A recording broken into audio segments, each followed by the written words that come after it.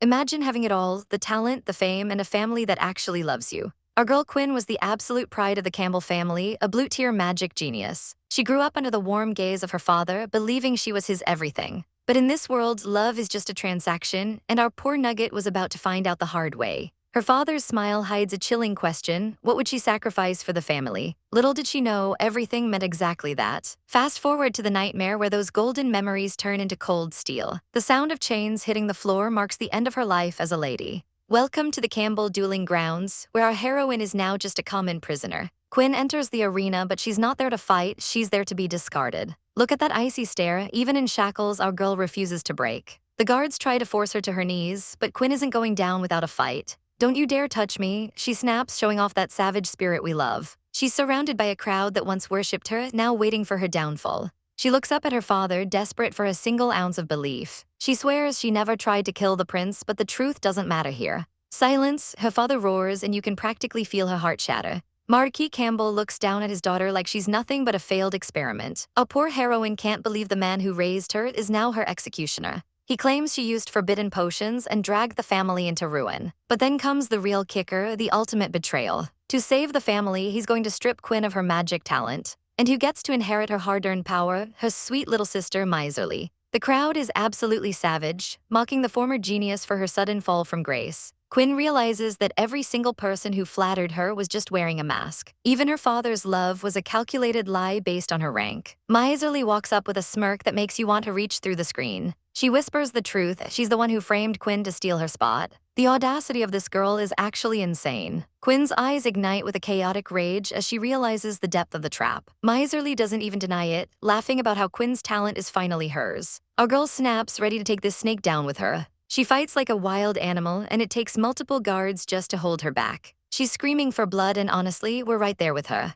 But the Marquis is cold as ice, ordering the mages to start the extraction immediately. Just as all hope seems lost, a weird screen pops up in front of her. The rebate system, talk about a literal lifesaver. The mission is simple: willingly gift her talent to receive a massive return. Quinn's brain is spinning, profit from giving her power to her enemy. At first, she'd rather die than let Miserly win a single thing. But dying is too easy, she wants these hypocrites to suffer. She sees Miserly's smug face and decides it's time for a gamble. Stop, Quinn screams, freezing the entire arena in their tracks. She puts on the performance of a lifetime, acting like a devoted daughter. She voluntarily offers to surrender her talent for the sake of the family. A willing gift merges perfectly, making it the ultimate prize for Miserly. The greedy Marquis falls for it hook, line, and sinker. Miserly steps forward, acting like she's doing Quinn a huge favor. She claims giving it up willingly is more agonizing, showing her true colors. The transfer begins, and the pain is absolutely agonizing for our poor nugget. She screams as her very soul feels like it's being ripped apart. Miserly is cackling like a Disney villain, drunk on her new stolen power. She thinks she's finally won, becoming the new genius of the empire. Quinn collapses, looking like she's completely broken and empty. But then, ding, mission complete with a 100,000-fold return. Forget blue tier, our girl just unlocked gold tier Omnimage SSS tier power. She opens her eyes, and the world is about to realize they messed with the wrong girl. The shackles fall away as a mysterious, snowy aura fills the room. And who is this icy hottie appearing out of nowhere? Meet the man who senses a god tier talent awakening, and he's looking right at our girl. Our girl finally opens her eyes, only to find her personal maid, Layla, crying a literal river over her bed. Layla is absolutely devastated, thinking her mistress is at death's door. But our heroine is made of tougher stuff and tells the girl to dry those tears before she drowns the room. The tea is immediately spilled as Layla complains that the wretched Lady Miserly wouldn't even let them call a doctor. Quinn realizes she's basically being kept under house arrest by her own father. It's a classic case of the family discarding her now that she's useless. As the maid tries to make excuses for the Duke's cold behavior, Layla insists Quinn is still the most cherished eldest daughter. But our girl knows better. In this world, a cripple without magic is just trash to be thrown away. However, Quinn remembers the strange system she saw during her talent extraction. And it wasn't a dream. The rewards are insane, granting her gold tier talent and SSS tier mental power. She's shaking so hard Layla thinks she's having a breakdown, begging her mistress not to hurt herself in her grief. But these are tears of pure chaotic joy. You see, her old talent was just a basic blue tier. Now she skipped 2 whole ranks straight to gold. In 600 years, the only other person to hit this level is the legendary Saint Cyril. Our girl basically robbed her family blind in that trade, becoming an omnimage capable of instant casting. She immediately asks for her wand, but shocker, Miserly safeguarded it, which is just code for stealing. Quinn just smirks, deciding it's time for a little retail therapy with the family's gold. She's not wasting a single second, looking fabulous and ready to cause problems. They try to make a break for it, but the manor guards are feeling bold today and block their pass. They mock her, saying she's no longer a genius and should just crawl back to her room quietly. Layla tries to defend her mistress's honor, but these trash guards start getting handsy, demanding a price to let them pass. Big mistake, Quinn places a gentle hand on the guard's arm, and before he can blink, she unleashes a savage surge of ice magic. The guards are frozen in shock, literally. Quinn was a fire mage, so seeing her drop ice magic without a chant has them shaking in their boots. She looms over them like a literal queen. As they beg for their pathetic lives, they scramble away like rats straight to Miserly's quarters. Layla is basically Quinn's biggest fan right now. Meanwhile, Miserly is having a total meltdown in her room. She can't believe Quinn defeated the guards without a wand or a single word. When the guards beg for help, Miserly shows her true colors, calling them useless trash and kicking them out. She's absolutely seething, realizing she needs to bury Quinn once and for all. She thought taking Quinn's talent was enough, but now she's plotting something even more sinister to ensure our heroine never rises again. Cut to the market where our girl is hunting for supplies. Since Miserly stole everything she owned, Quinn has to start from scratch. Suddenly, she feels a massive resonance of magic. Her new SSS tier powers are tingling. She spots a cluster of beast crystals, including a rare multi-elemental one. She plays it cool and asks for the price. The shopkeeper tries to scam her for a magic stone, but Layla reveals her secret talent: aggressive bargaining. Our maid is a savage, lowballing him to 500 gold while calling his stock junk. They walk away with the haul for a tenth of the price. Quinn is genuinely impressed by her maid's hustle. Layla is just happy to be helpful, while Quinn realizes these crystals are actually worth a fortune. The system confirms it. These are spirit beast crystals, something even the high nobility rarely gets to touch. In this world, higher beast ranks mean more power, and Quinn just scored the ultimate upgrade. But her shopping spree is interrupted by a familiar face. It's her cousin, Carver, a second circle archmage who usually loves to pick on her. He calls her crystals trash, and Quinn is already rolling her eyes at the impending drama. She tells him she'll buy what she wants, but Carver is acting weirdly protective. He tells her a noble lady shouldn't use such cheap junk. Quinn expects him to kick her while she's down, but he admits he only hated her because she was an arrogant brat before. He saw how she sacrificed her talent for the family and actually gained respect for her courage. He thinks she's a martyr for the clan. Quinn is like, ooh, sure, let's go with that, as he starts yelling about defecting because the family is full of bastards. He grabs her arm to take her to a proper magic shop, leaving poor Layla chasing after them. Meanwhile, at the royal palace, the king is meeting with Quinn's trash-tier father. King Hughes is skeptical about the Marquis's latest proposal. The Marquis is straight-up lying, claiming Quinn wants to marry into the enemy Sterling Empire to atone for her mistakes. In reality, it was Miserly's idea to squeeze every last drop of value out of Quinn by selling her off. The dad pretends he's heartbroken, but he's already signed her life away. The king agrees to the marriage to prevent war. But wait, a guard bursts in to announce that the saint has returned. Saint Cyril Jean appears, looking like a total snack, and reveals he sensed a powerful magic signature to the southeast. The Marquis starts sweating bullets, desperately hoping the saint thinks it's Miserly. The king is absolutely losing his mind because the legendary saint, Cyril Jean, has finally ended his long slumber. This man isn't just royalty, he's the foundation of the entire empire, a wielder of supreme gold-tier talent. And honestly, he is serving looks while saving nations. Just look at that ethereal glow, he's basically a walking cheat code. Even the king has to bow down to this level of majesty. Cyril admits he's back a bit early, all because he sensed a massive shift in the world's power. Another chosen one has finally emerged, and her fate is about to flip the empire upside down. The king can hardly believe there's another legend in the making. Centuries ago, Cyril was the one who pulled the nation back from the brink of total annihilation. He's been their guardian for 600 years. But now he's demanding they find this new fate weaver immediately. He detected a massive magical flare coming from the southeast. The king's advisor, Abel, realizes the Campbell estate is right in that direction. This greedy man immediately assumes the saint is talking about his genius second daughter, Miserly. Cyril doesn't care about names, he just needs to see her to confirm if she's the one. Suddenly, an intense ice magic starts manifesting right in the palace. Cyril realizes it's a supreme artifact that could actually heal his old wounds. Without a second thought, he vanishes into thin air, leaving the king and Abel eating his dust. He's got pressing matters to attend to, and he's not waiting for anyone. Meanwhile, Abel is already counting his chickens, thinking his family is about to skyrocket in status. He's convinced our girl Quinn is now completely irrelevant and should just stay locked in her room like a good little cripple. But our heroine is busy living her best life at the finest magic emporium in the capital. Her cousin Carver is dragging her around with zero chill. He thinks she's too frail and needs some real combat experience to toughen up. Thankfully, her loyal maid is there to rip him a new one for being so reckless with her mistress. Carver feels so bad that he promises to buy Quinn whatever her heart desires to make up for it. Our girl is touched. After being treated like trash by her own father, having a real ally feels pretty sweet. Carver demands the shopkeep bring out the absolute best wand for his sister. Little do they know, Miserly is lurking outside like a total creep. She's determined to spy on Quinn and see if she still has a shred of magic left in her body. The shopkeep presents a wand made of premium frostvine dragonwood. The moment Quinn touches it, her system goes wild. She realizes this is the perfect opportunity to trigger a massive rebate and get some god-tier loot.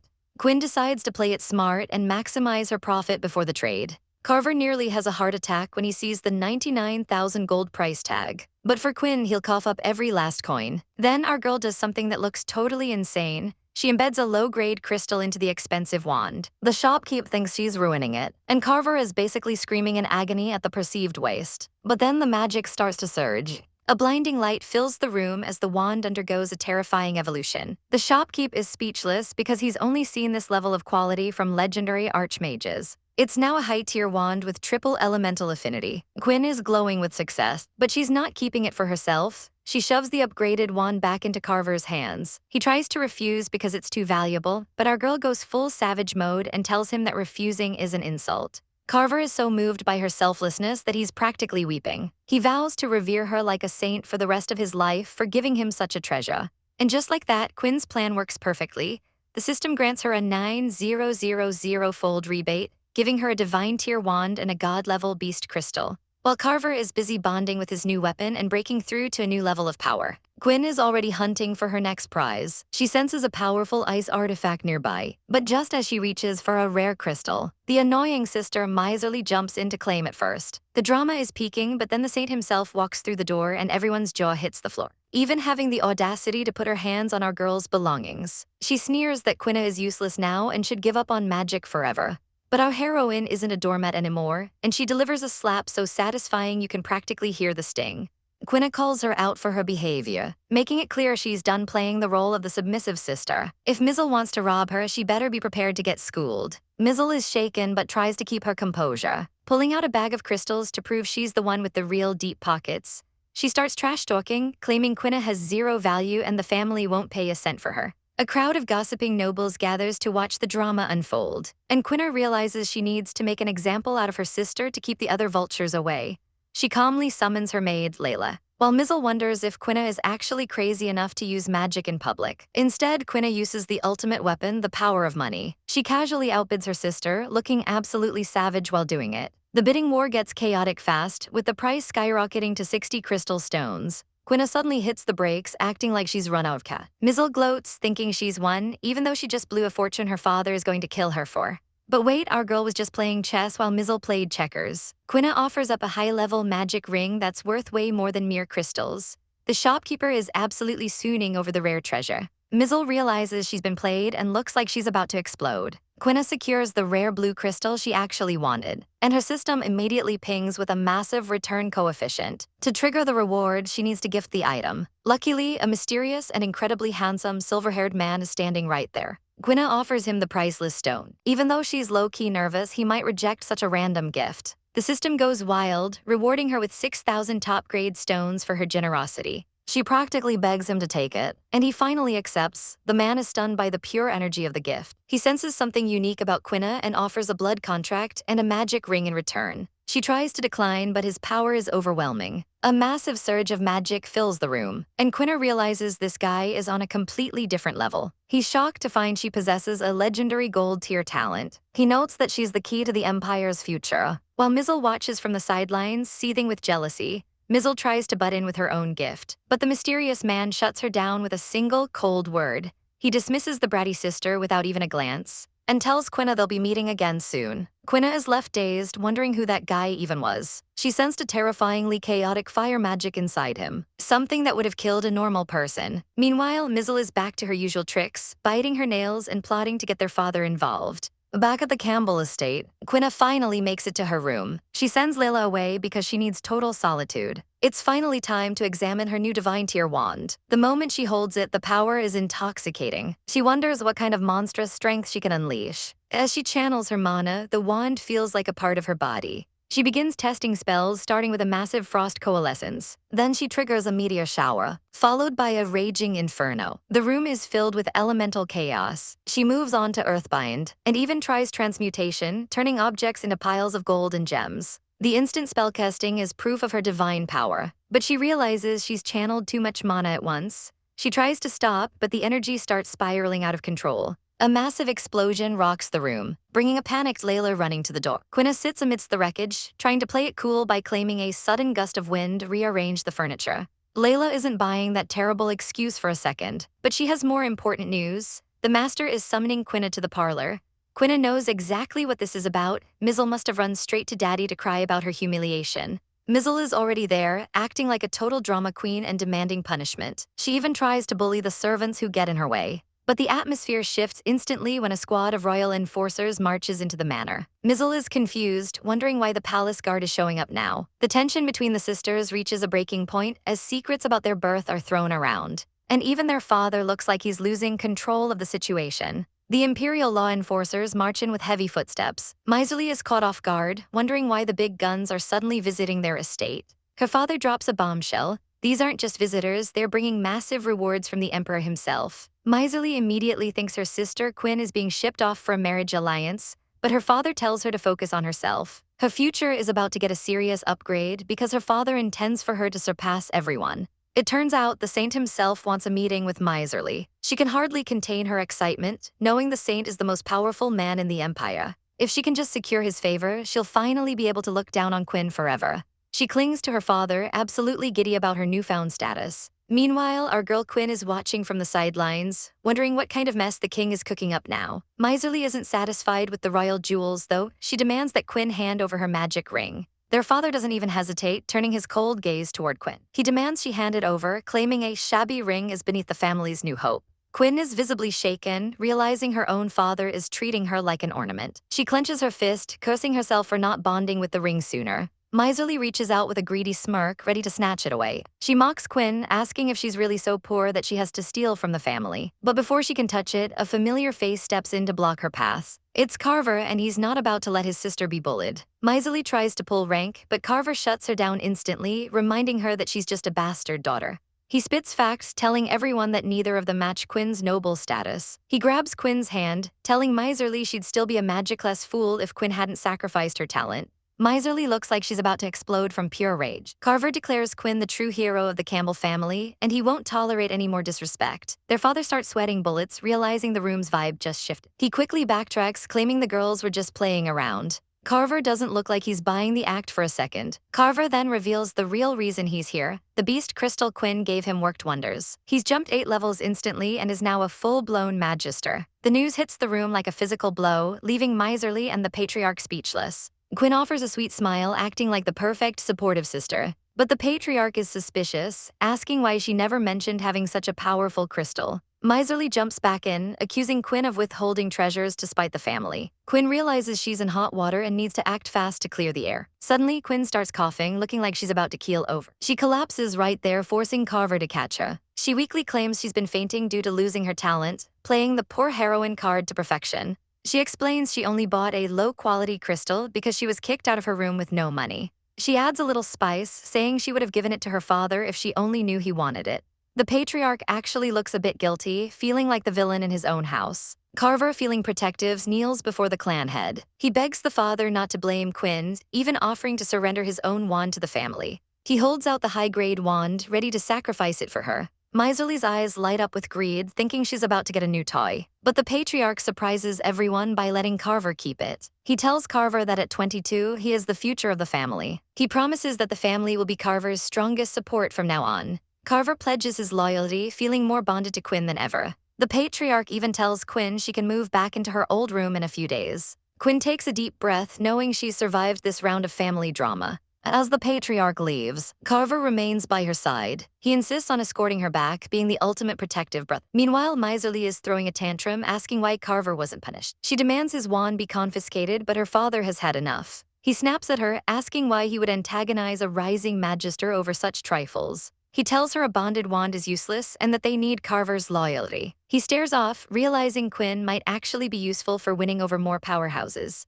He warns Miserly to stop provoking Quinn and focus on her own training. Miserly reluctantly agrees, though she's seething inside. Left alone, Miserly's face twists with pure hatred. She blames Quinn for everything, swearing to ruin her completely. Outside, Quinn lets out a sneeze, and Carver immediately worries she's caught a cold. She laughs it off, saying she just needs some tea. Carver, being a typical meathead, suggests a warrior's training regimen instead. Suddenly, they hear a rustling in the bushes nearby. Quinn jumps back in surprise as the leaves part. A small, scrawny child with mysterious eyes stares back at them. Quinn wonders who this kid is and where he came from. Carver demands to know what he's doing here. In the distance, our heroine recalls a figure looking like someone straight out of a legend. The mystery of this strange child is only just beginning. Carver spots a suspicious little shadow hiding in the greenery. Before he can get a word out, the kid bolts like he's seen a ghost. Carver explains this pint-sized runaway is actually Asa, his uncle's illegitimate son. Apparently, his mother has a bit of a scandalous reputation, so the poor kid is kept hidden away like a family secret. Carver is all smiles, but Quinn knows the vibe is off. The next morning, the mansion is buzzing because the Duke suddenly wants our girl back home. Her maid Layla is swooning, thinking Daddy Dearest finally cares. But Quinn isn't buying this sudden doting father act for a second. She knows this concern is just a trap to secure Carver's loyalty. With spies potentially lurking in every corner, she has to be extra careful. Once she dismisses the help, it's finally time to check out that mysterious magic ring. Even with her insane 3s-level psyche, she can't even tell what rank this thing is. As she pours her power into it, the world starts to warp around her. She's pulled into a literal pocket dimension hidden inside the ring. This isn't just a storage item, it's a whole miniature world with mana purer than reality. She finds rare potion ingredients that were clearly cultivated by a master. Suddenly, she spots a shadowy figure in the distance. It's a residual magical imprint of a strikingly handsome man. Before she can investigate, she's snapped back to reality. She wonders just how powerful the original owner must have been to leave such a vivid mark. Her deep thoughts are interrupted by Layla screaming about a thief. Quinn looks out and sees her maid has caught a very familiar little intruder. It's Asa, and Layla is about to throw hands until Quinn steps in to identify him. The poor boy takes a clumsy tumble, claiming he was just passing by her room. Quinn isn't playing games and demands the actual truth. She tells him he's way too weak to be acting like a knight right now. Asa is desperate because his mother's condition is getting worse by the second. He's ready to sacrifice everything, even his own life, to save her. He holds out his only treasure, and Quinn nearly chokes when she sees it's a sky-grief crystal. Water mages would literally kill for this, yet this kid is just handing it over like a common pebble. Our girl's conscience is doing gymnastics right now as she weighs the value against her heart. Asa begs her to save his mother, promising to work for her forever. He didn't ask Carver for help because Carver is broke, and he didn't want to start more rumors about his mom.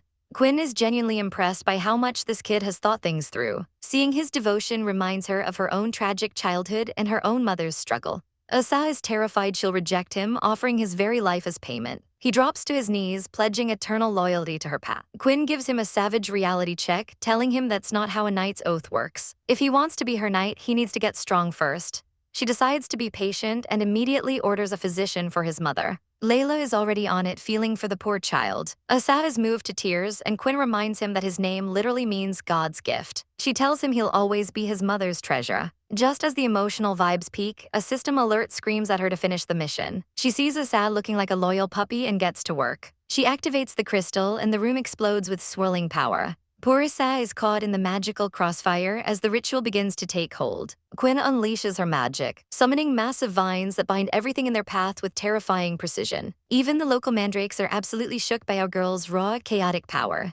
Layla informs our poor heroine that the physician will arrive by the afternoon. But Quinn isn't waiting around. She's currently putting young Asa through a magical ring. She reminds the boy that if he wants to be her knight, he has to endure the pain to grow stronger.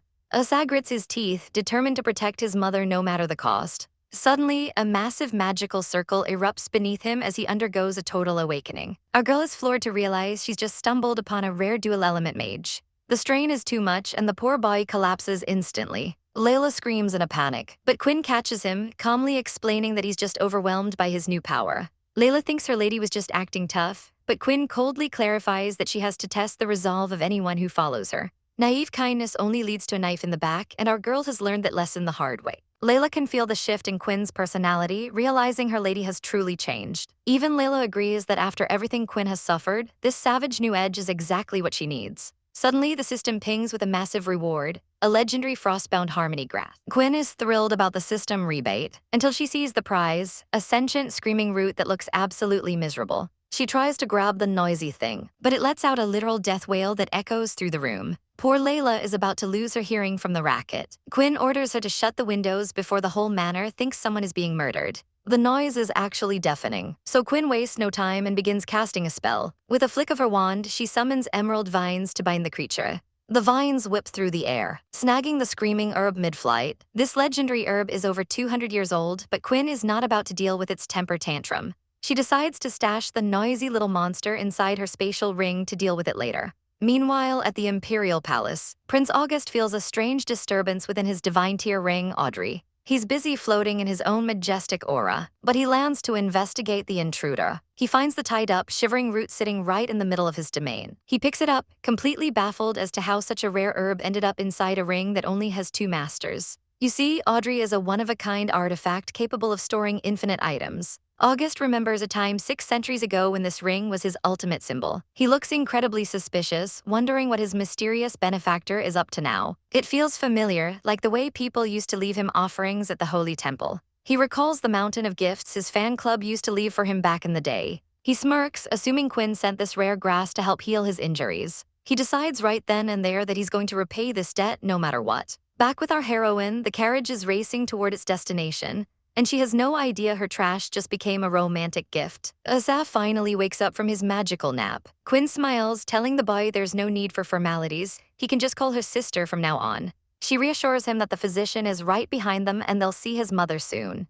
Asa is practically glowing with joy. He notices the agonizing pain is gone, and Quinn explains that he's fully absorbed the crystal's power. He tests it out and fire instantly dances at his fingertips. He can finally use magic, and his eyes go wide with wonder. He knows his mother was only ignored and left in poverty because she was too weak for magic. He realizes just how precious the gift Quinn gave him truly was. Overwhelmed with gratitude, he lunges forward and gives our girl a massive hug. Quinn pats his head, happy to see her investment paying off. But the heartwarming moment is cut short when the carriage jolts to a stop. Layla reports that the guards are blocking the entrance to Asa's residence on the Fourth Lord's orders. This fourth uncle is clearly the family's resident snake. Quinn steps out of the carriage with her squad. The guards demand they stop immediately, but Assad tries to push past them to reach his mother. The guards grab the boy, but Quinn's voice rings out like a whip, demanding to know who dares defy her. The guards start sweating bullets because rumor has it that anyone who crosses Quinn loses their hands. She orders them to move, and the fourth uncle himself finally steps out to greet his dear niece. He looks smug, asking what could possibly bring her to such a lowly place. Quinn doesn't blink, addressing him with cold politeness. The uncle lies through his teeth,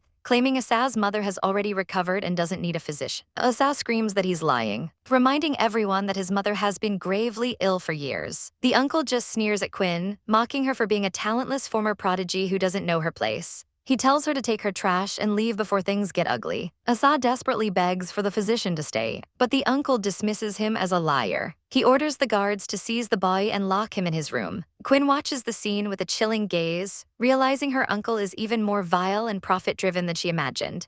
A few minutes earlier, guards were desperately trying to contain a situation that was rapidly spiraling out of control. Our girl had uncovered the truth. The Fourth Lord was a total snake who dumped Asa and his mother the second their beauty started to fade. He was currently busy simping for a wealthy widow who demanded he clean up his past mistakes before she'd give him the time of day. This absolute animal was ready to abandon his own family just to secure a noble fortune. The patriarch even knew about the betrayal, proving this entire family is a literal den of vipers. Quinn isn't about to let this stand, her magic flickering with her growing rage. Even if intervening is a headache, she refuses to let a piece of trash like him win. Suddenly, Asa screams for his mother, refusing to let the guards lay another hand on him. To everyone's absolute shock, the boy erupts with a massive wave of fire magic, blowing the guards back. The Fourth Lord is reeling, sensing a level of magic that shouldn't be possible for a child. He's sweating bullets because every test he ran showed the kid had zero magical potential. Asa doesn't give him a single glance, dragging the physician straight to his mother's room. He's not letting anyone stop him from saving the only person who truly loves him. Quinn steps out to twist the knife, mockingly congratulating her uncle on his achievement of landing a widow. He tells her to move aside, but our heroine isn't intimidated by a man with zero talent. She drops the ultimate truth bomb. Asa isn't a failure, he's a dual attribute Azure tier prodigy. The uncle's jaw hits the floor because the Campbells haven't seen talent like that in over a century. Suddenly, his disgust turns into greedy joy, realizing his son is his golden ticket to status. Quinn reminds him that a genius mage is worth 10 times more than any widow's fortune. She gives him a savage warning: treat the boy and his mother like royalty or lose his only chance to rise above mediocrity. The scene shifts to a moment of quiet healing as the tension finally breaks. Asa rushes to his mother's side the moment she begins to stir. With the physician Quinn provided, the recovery process is finally underway. The poor woman wakes up confused, asking her son why he's crying. Asa begs her to hold on, promising she'll get better for his sake. Watching their bond makes Quinn's heart ache, reminding her of the mother she lost long ago. She wonders if her life would be less lonely if she still had her mother by her side. Thanks to our girl's chaotic intervention, Asa and his mother are finally treated with the respect they deserve. The Fourth Lord is now parading the boy around every social event, and those marriage rumors have vanished overnight. Quinn enjoys her tea in peace, watching her plan fall into place. But she knows she can't stop here. It's time to focus on improving her own strength. She heads to the Magic Artifacts Pavilion, the family's high-security treasury. This place is a literal gold mine for elemental materials and rare spells. The pavilion has 6 floors, and the higher you go, the crazier the artifacts get. The gossiping students can't help but whisper, wondering why a failure like her is showing her face again. She ignores the haters, remembering when she was the only one allowed on the top floor. Even as they stare, she keeps her head high and keeps moving. She's looking for a specific scroll on the 6th level to hide her golden tier talent from the world. But of course, her annoying sister has to show up to ruin the vibe. The sister sneers, asking why she isn't hiding in her room like a good little failure. Quinn tells her to mind her own business and keep walking. Suddenly, she senses a sharp shift in the air. The sister starts bragging, claiming she's already reached tier 2 Archmage thanks to her Azure talent. The surrounding crowd swoons over her prodigy status. Quinn just rolls her eyes, telling her that with power comes duty, so why is she wasting time boasting? The sister is stunned by the sheer audacity of being dismissed. She makes it clear that the sister is living on borrowed time. The onlookers start whispering that the sister is actually being pretty tasteless right now. Infuriated, the sister screams at her to wait, calling her a coward for walking away. She claims Quinn has always been a thorn in her side, afraid of losing their father's favor. Quinn looks back, genuinely confused by the girl's drama. She drops the ultimate burn: "You were never my obstacle." All Quinn wants is to leave this rotten family and live her own life. None of their petty squabbles matter to her anymore. She finally reaches the 6th floor, her eyes set on the prize. She finds the scroll she needs to keep her golden tier talent a secret. If the family finds out how strong she really is, she'll never escape their clutches. As she starts reading the complex spell, the sister decides to go full villain and attacks her from behind. She launches a high-level spell called Elven Dirge. A massive explosion of blue mana rocks the entire pavilion. The attack hits the scroll Quinn is holding, triggering a violent magical backlash. Mana starts spiraling out of control, creating a dangerous vortex around our heroine. The sister immediately panics, trying to claim that Quinn brought this on herself. Quinn feels her mana being violently drained by the restriction. At this rate, her talent might be damaged forever. She struggles as the light fades, but a calm voice suddenly tells her not to resist. She looks up to see a mysterious white-haired man catching her. He holds her steady as the mana swirls around them. Quinn realizes it's the guy from the magic shop she met before. He tells her to relax and focus on the flow, but Quinn thinks he's talking absolute nonsense. He grips her hand firmly, looking her in the eyes and promising he won't let her fall. To her shock, the painful suction actually starts to weaken. He explains that this scroll rebounds resistance, so she has to yield to win. He instructs her to redirect the power and make it her own. Mana surges through her like a tidal wave. Quinn feels her strength skyrocketing in an instant, a feeling of power she's never known. The scroll falls to the ground, completely spent. She's stunned that she just absorbed a restricted power like it was nothing. The mysterious man tells her it's over and she needs to rest. Quinn watches him go, realizing this guy's power exceeds anything she's ever understood. Our girl realizes Cyril is the real deal as his overwhelming mana fills the room. He admits he's his holiness, and the shock has her completely frozen. She remembers her dad hyping up a meeting with a legend, but she never expected this. She assumes he came to see her trashy sister, Miserly, who is currently busy running for her life. But honestly, our poor heroine is low-key burning with jealousy at the thought. Cyril just looks at her confused, asking who this miserly person even is. Quinn explains she thought he wanted the sister with the Azure tier talent, but he isn't impressed. He drops the ultimate bomb: "Mere Azure tier isn't worth my attention because the only one he came for has always been her." Quinn's brain literally short-circuits from the sheer audacity of this man. Suddenly, 4th Uncle storms in looking for a fight, yelling at the servants for the noise. He asks Quinn if she saw any commotion, and she plays it perfectly cool. She claims it was a false alarm, totally hiding the fact that a literal saint is standing right there. She knows she has to protect this secret at all costs. If the news of His Holiness's involvement leaks, her life will become a chaotic mess. She clutches the scroll tight, realizing she's in deep. Flashback to 10 minutes ago when Cyril told her to drop the formalities and just call him by his name. He looks way too handsome for someone with that much power. Quinn shoots her shot and asks if he'll take her as his disciple. He shuts her down immediately, calling her too weak and saying her talent isn't enough yet. Talk about a savage reality check that leaves our girl reeling. Quinn asks how he even knew about her hidden golden tier talent in the first place. He explains that golden tier is the absolute pinnacle of power in this world. It's the only tier that grants a massive 10x return multiplier for its owner. Only 3 people in the history of the continent have ever possessed it, and Cyril himself is one of those legendary monsters. Without exception, all 3 became supreme archmages that could level nations. A single word from them could change the fate of the entire world. But he warns her that golden tier isn't just a blessing, it's a death sentence. It makes her a target for every nation looking to either own her or erase her. Quinn realizes that if the secret gets out, she's basically toast. To survive this drama, she has to grow stronger than anyone else. She stares him down and asks if he'll accept her once she reaches his level. He sets the bar impossibly high. She has to reach 9th tier Archmage first. Our girl doesn't back down for a second. Since she's now a provisional disciple, she shamelessly demands some legendary loot for protection. Look at that face, she is a total professional at being cheeky when it benefits her. Cyril finds her amusing and reminds her that the ring he already gave her is more than enough. It's a divine tier magic ring that lets him teleport to her side whenever she's in trouble. Quinn suddenly realizes why her rebate system didn't work on those high-grade herbs earlier. They technically belonged to Cyril, so she couldn't trigger a payout on them. She's literally weeping over the lost profit like a true gold digger. Cyril decides to give her a little boost and hands over an advanced magic scroll. Quinn feels the terrifying fire magic radiating from it, realizing it could burn her soul to ashes. He tells her he'll be waiting for her to reach the 9th tier as promised. And just like that, he vanishes into a swirl of magical petals. She's left alone in the library, staring at the spot where he stood. Our girl is more determined than ever to become his disciple and escape her family's shadow. She heads into her secret garden space to find a gift for him in return. She remembers storing a frostbloom herb that would be the perfect thank you. She starts digging through the bushes, hoping to find it quickly. But the herb is gone, and Cyril left a cheeky note written in the dirt. He actually stole it himself. Quinn is absolutely fuming at his audacity. Meanwhile, Miserly is hiding in the dark corners of the estate, shivering like a wet cat. She's convinced Quinn was blown to bits in the explosion she caused. She's trembling with guilt and fear as the weight of her actions sinks in. She tries to justify it to herself, thinking her new talent will protect her from her father's wrath. He demands to know why she's hiding there looking so guilty. Miserly sweats bullets, praying he hasn't found out about her failed assassination attempt. She insists she hasn't done anything stupid and was just wandering.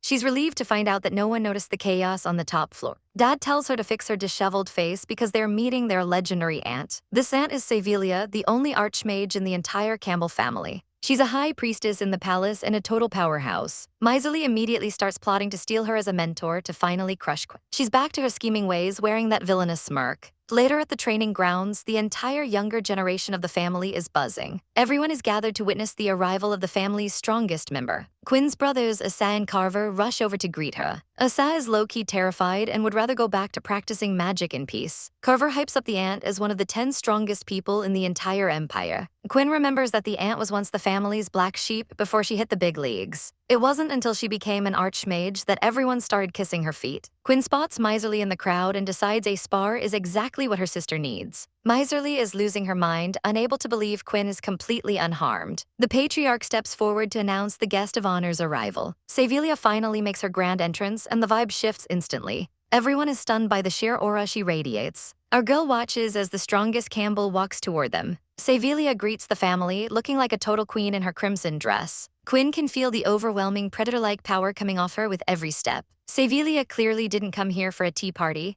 declaring that the small talk is over and it's time for a little pop quiz on their combat abilities. The Duke is visibly annoyed because this definitely wasn't the plan, but when an archmage decides to throw hands, you don't exactly say no. Our savage queen looks absolutely stunning in red, but her eyes say she's ready to choose violence today. She makes it clear she's only here because they insisted, and honestly, she's already bored. She warns the juniors that if they're afraid of getting a few bruises, they should tuck tail and run now, because she is not holding back against this rotten family tree. The kids are shaking in their boots at the thought of sparring with a literal living legend. Savilia wastes zero time, summoning a massive magic circle that screams total annihilation. She unleashes the dance of the flame dragon, and suddenly the arena is less of a training ground and more of a barbecue pit. The shockwave alone sends the juniors flying like ragdolls. Our girl Quinn is forced to scramble as the flames lick at her heels, realizing Savilia's casting speed is absolutely insane. Poor Miserly is having the worst day ever as the flames target her directly. She lets out a scream as the heat intensifies. In a single hit, her expensive protective cloak is turned into expensive charcoal, leaving her totally vulnerable. Savilia is basically a one-woman wrecking ball, taking out most of the family's talents in a single opening. Quinn watches the chaos, realizing just how wide the gap is between a regular mage and a true master. Savilia seems almost disappointed that anyone is still standing. She decides it's time to stop playing with her food and knock them out one by one. She dives into the fray, moving more like a high-speed assassin than a traditional mage. She's so fast that the juniors can't even finish a chant before she's already in their personal space. Another girl goes down screaming as Savilia's mana explodes around her. Quinn realizes that at this speed, magic is useless if you can't even breathe. With a playful nighty-night, Savilia starts kicking the students out of the match, literally. She teleports directly behind Quinn, demanding she surrender quietly. But our girl has reflexes for days and narrowly dodges the strike, shocking everyone in the room. Savilia pauses, genuinely confused by how a cripple could move like that. She narrows her eyes, realizing Quinn is much more than she appears. The two face off in the center of the arena, the tension thick enough to cut with a dagger. Savilia gives a small compliment for the dodge, but makes it clear that there are no exceptions today. She charges again, her body wreathed in fire. She shouts that Quinn is done for, unleashing another massive blast. Quinn's spiritual sense is screaming at her. She can see every movement, but she knows she can't reveal her true power yet without blowing her cover. She decides to take the hit head-on, making it look like a desperate struggle. The explosion is massive, obscuring the entire stage in smoke and embers. Savilia looks on, wondering if she went too far. Suddenly, Asa and Carver rush into the smoke, desperate to protect their sister. They stand in front of her like human shields, proving they're the best brothers a girl could ask for. Quinn looks up, seeing their determined faces and feeling a bit guilty for making them worry. She just wanted to exit this drama-filled farce, but now she's stuck in a shonen battle. The flames continue to swirl around them like a hungry beast. The intensity of the magic is starting to crack the very floor of the arena. Quinn tries to tell them to put her down so they can save themselves, but they aren't hearing it. They vow to keep her safe, even as Savilia's spells gain ground on them. Savilia watches this display of brotherly love with a cynical eye, realizing Quinn is hiding her strength while others bleed for her. She finds it disgusting, assuming Quinn is just a vile girl who steals talent and manipulates those around her. Her eyes glow with a dangerous light as she decides this scheming girl needs a proper lesson in humility. She ramps up the magic, turning the arena into a literal hellscape. The juniors are fleeing for their lives as the attacks intensify. Miserly tries to summon a barrier, but it shatters like glass under the pressure. Even the Duke is impressed by how well the boys are holding up, but his pride is mostly focused on Quinn's luck in dodging. Miserly sees her father's praising gaze and turns absolutely green with envy. She can't stand Quinn stealing her spotlight, even in the middle of a life-or-death battle. She watches as Carver takes a hit meant for Quinn, her jealousy boiling over. As the boys struggle to stay upright, Savilia points her staff at Quinn, declaring she's next. Quinn realizes she needs to withdraw before things get even more chaotic. But just as she prepares to bow out, a stray bolt of blue magic streaks toward her. It's not Savilia's fire, it's something else. Quinn dodges it with ease, but she's alerted now. Savilia looks over, wondering who else is interfering in her test. Miserly puts on her best oopsie face, claiming her magic just suddenly went out of control. She's actually holding a striking spell, aiming it directly at Quinn's back. She sends a blast of mana toward her sister, telling her to be careful with a fake smile. Quinn sees right through the act, disgusted by how crude Miserly's tracking spell is. But then a brilliant idea strikes our girl. If Miserly wants to play dirty, Quinn is going to show her how a pro does it. She starts running, leading the high-powered tracking spell on a chase. Miserly thinks she's won, layering even more power into the spell to ensure it shatters Quinn's bones. But Quinn isn't running away, she's running asterisk toward asterisk Savilia. Miserly's eyes go wide as she realizes her aunt is now the target of her own rogue magic. The tracking spell slams into the Archmage with a deafening explosion. The Duke is absolutely livid, screaming at Miserly for her monumental stupidity. The juniors panic, thinking they've just accidentally assassinated the strongest member of the family. But Quinn remains calm, knowing Savilia isn't that easy to take down. Savilia emerges from the smoke, looking like a literal goddess of wrath. She doesn't even look at Quinn. She turns her cold, murderous gaze directly onto Miserly and tells her to get out. Miserly tries to stutter an apology, claiming it was an accident. Savilia isn't buying the act for a single second, calling her a pathetic liar who can't even control her own power. She threatens to personally throw her out if she doesn't leave immediately. Miserly flees the arena in tears, totally humiliated in front of the entire family. Quinn watches her go with a satisfied smirk, knowing Miserly won't be showing her face for a long time. But Savilia isn't done. She walks right up to Quinn and calls her a liar too. She saw exactly what Quinn did, how she engineered the conflict to eliminate her rival while keeping her own hands clean. Savilia leans in close, a dangerous smile on her face. She's impressed, but Quinn realizes she might have just traded one enemy for a much more dangerous observer. Our girl Quinn tries to play it cool, telling Aunt Savilia she was just panicking earlier. But her body language says it all. She's literally trembling in her boots. Savilia isn't buying the act for a second and demands another round, certain she can crush her. Quinn is sweating bullets, wondering why this woman is so obsessed with beating her. Even the old man thinks Savilia has taken a weirdly aggressive liking to her. Suddenly, little Assad jumps in to save the day, screaming that it's not a fair fight. He offers to take her place, revealing to everyone's shock that Quinn can't use a lick of magic. Savilia is stunned because she definitely felt some magical heat during their clash. The blondie confirms the tragic news. Quinn sacrificed her top-tier talent to become a regular human. The realization hits Savilia like a truck. This is that legendary Quinn. She's actually impressed our girl dodged her attacks while being basically powerless. In a chaotic twist, Savilia decides Quinn is coming to the royal palace with her. Her father tries to object, but Savilia basically tells him to shut it because she makes the rules. She doesn't care about talent anyway. She believes even the talentless can become absolute monsters. See, Savilia was a rebel herself, ditching magic to become a warrior years ago.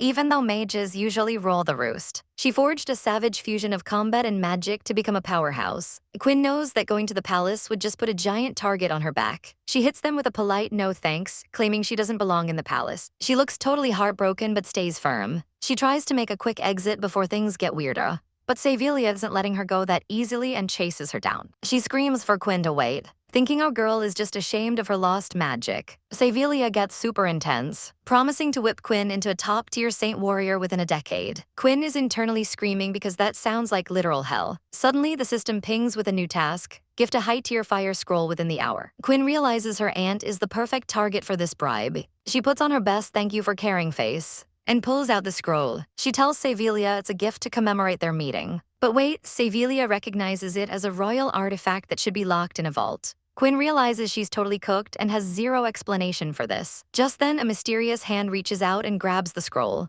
It's Cyril stepping in with perfect timing. Savilia is absolutely floored to see his holiness in the flesh. Back in her room, Quinn is losing it because her secret connection to Cyril is out. We flash back to the forest where Savilia was literally bowing in the dirt. She's kneeling before Cyril like he's a god. Cyril casually mentions he gave Quinn the scroll because he values her. Savilia's brain short-circuits over the massive age gap. Quinn has to scream that it's not that kind of creepy relationship. She's dying of embarrassment. Cyril smooths it over, claiming he'll take her as his disciple instead. Now Savilia suspects Quinn is actually the golden-tier genius Cyril was looking for. Quinn remembers the glow of her true power. She's terrified of having her talent stolen all over again. She knows she has to keep Savilia quiet. Thankfully, Auntie is a real one and promises to keep the secret while cursing out the family elders. She goes on a total rampage about how no one cared about Quinn's life. She's literally swinging her sword in a fit of protective rage. She promises to stay silent until Quinn is ready. Savilia is still curious why she can't feel Quinn's magic right now. Cyril explains that a special ring is masking her aura from anyone below his level. Savilia realizes Quinn is truly favored by the heavens. Quinn is just worried she messed up her rebate timing. Cyril tosses the fire scroll back to Savilia, who is thrilled to have hit the jackpot. She vows to forge Quinn into steel, making our girl want to disappear. Quinn finally gets some peace to check the system. Boom, the rebate is complete and she gets a divine tier light scroll. This thing is so bright and powerful it's actually insane. Quinn realizes she can't even handle this much power yet. Suddenly, Cyril teleports in, asking if she's obsessed with him. Quinn jumps out of her skin and asks where her aunt went. Cyril looks as handsome and smug as ever. Quinn wonders if he felt the massive magic surge from the scroll. She decides to use his chill attitude to her advantage. She hands the divine scroll over to him. Even the legendary Cyril is shocked by this gift. Quinn tells him the price for such a treasure is simple. He has to stand by her side and protect her with everything he's got. Cyril looks absolutely baffled that our girl would even suggest he protect her. He flat out refuses, claiming that an individual's life is just a drop in the bucket compared to the stability of the empire. He gets dangerously close, asking if she's not afraid he'll just kill her and snatch that divine scroll for himself right now. The tension is thick enough to cut with a knife as he looms over our poor heroine. But Quinn doesn't blink, coolly asking if he's really sure she's shown all her cards yet. She bets on his integrity, knowing a person who can actually produce these scrolls is worth way more than the paper itself. Cyril just laughs, revealing he already owns 9 divine scrolls, so her offer isn't exactly the jackpot she thought it was. Realizing she's outmatched, our girl pivots and asks for a simple safety guarantee instead. Cyril scoffs at that too, but offers a spicy trade: magical training in exchange for the scroll. Quinn swoons at the thought of being trained by a Saint Archmage, expecting some legendary wisdom. Instead, she finds herself in the garden being greeted by her aunt. Her aunt drops a total bombshell: her training starts today and it's all about building physical stamina. Quinn realizes that old fox Cyril totally scammed her and pawned her off on her aunt as a stand-in. Her aunt explains that a mage needs a body stronger than a warrior to even set foot in the central magic city. Apparently, the world's most powerful mages created a hidden city to keep themselves separate from the commoners. It's a literal floating fortress of ultimate power. Quinn is instantly hooked. She has to see this place for herself. To get her ready, her aunt pulls out a trial realm fragment Cyril provided. Before Quinn can even process it, she's sucked into a swirling vortex of mana. She wakes up in a fractured, crystalline dimension that looks straight out of a fever dream. With no sign of her aunt, our girl decides to scout the area cautiously. Suddenly, a booming voice commands prisoner Quinn Campbell to enter the hall. She's suddenly surrounded by the ghosts of her past, with her family screaming at her to sacrifice her talent for their sake. Her clan leader demands she surrender her golden talent immediately. Quinn trembles, terrified that she's about to repeat her tragic history all over again. Outside the fragment, Cyril and the aunt watch as Quinn's body begins to react to the trial. Cyril explains that this nightmare is designed to force her to confront her deepest psychological obstacles. Inside the dream, the family's verbal abuse turns savage as they demand her very life. Quinn finds herself bound in heavy chains, feeling just as helpless as she did back then. But then something snaps, and she summons a surge of magic to shatter her restraints. She unleashes a massive wind blade, blowing her toxic family right out of her mind. But the trial isn't over, as a fake Cyril himself appears within the nightmare. He turns cold, claiming he only got close to her to steal her rebate system and golden talent. He attacks her with a brutal red aura, making her feel the agonizing sting of betrayal all over again. As she gasps for air, feeling the weight of the world crushing her, the real Cyril watches from the outside, refusing to pull her out because he believes in her potential. Suddenly, Quinn's brain kicks into high gear. She realizes the real Cyril already has his own golden talent, so this whole scenario is a total sham.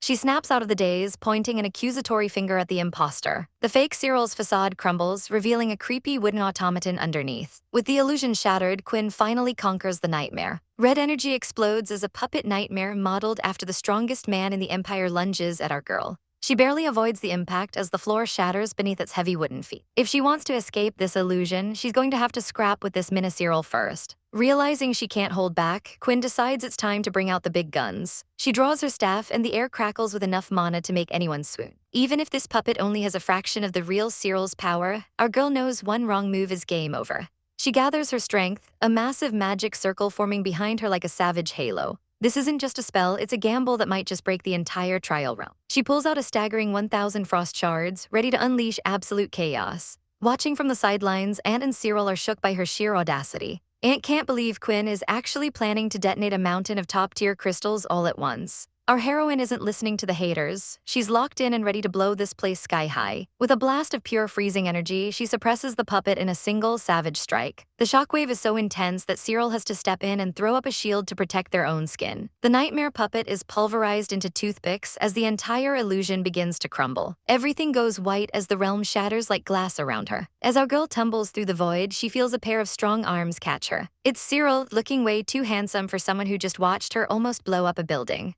She's absolutely flustered, her heart doing backflips while he holds her close. But the romantic moment dies fast when she realizes they saw every embarrassing second of her trial. No rest for the wicked though, because Cyril decides it's time for the real training to begin. They're whisked away to a dark, glowing forest that looks straight out of a nightmare. Quinn's never trained outside a safe practice ground, and she's starting to get a very bad feeling about this. Aunt is way too excited, which usually means our poor heroine is about to suffer. Before she can even protest, Aunt slaps magic suppression cuffs on her, leaving her totally defenseless. Then with a snap of her fingers, 2 massive flaming beasts are summoned to ruin Quinn's day. She just escaped a nightmare and has 0 strength left, but Aunt's idea of special training is literally just survival.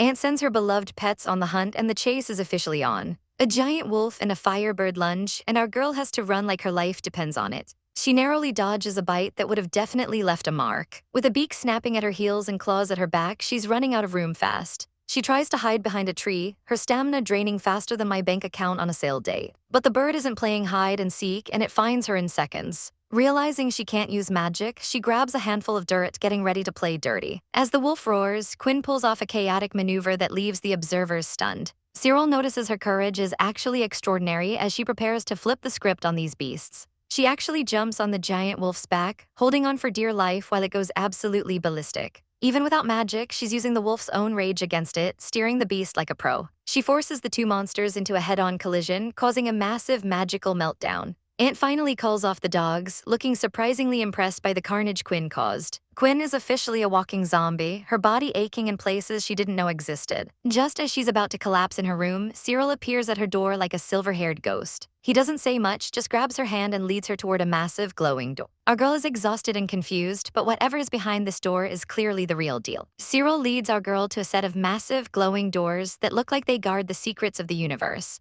With a flick of his wrist, he unlocks the entrance to the royal archives, a place he founded over 6 centuries ago. The air is thick with the scent of old parchment and raw power. Our poor heroine is absolutely floored by the sheer scale of the knowledge stashed within these walls. But Cyril didn't bring her here for a tour. He wants to talk about that beast battle and the primordial force she accidentally unleashed. Apparently, while most mages are out here using wands like training wheels, our girl is tapping into the world's raw essence without even trying. Cyril drops the ultimate lore bomb. If her connection grows deep enough, she can summon this force without any tools at all. He pulls out ancient notes, proving that what she did today wasn't just a fluke. Our girl is shaking, her omni-elemental magic was already savage, but this is a whole different league. Cyril explains that only the gods stand above archmages, wielding this force with mere gestures. Quinn realizes that for a man at his level, divinity is the only thing left to chase, making her his most precious asset. Cyril looks at her with a gaze so intense it's practically glowing, seeing her as his one hope to break through centuries of stagnation.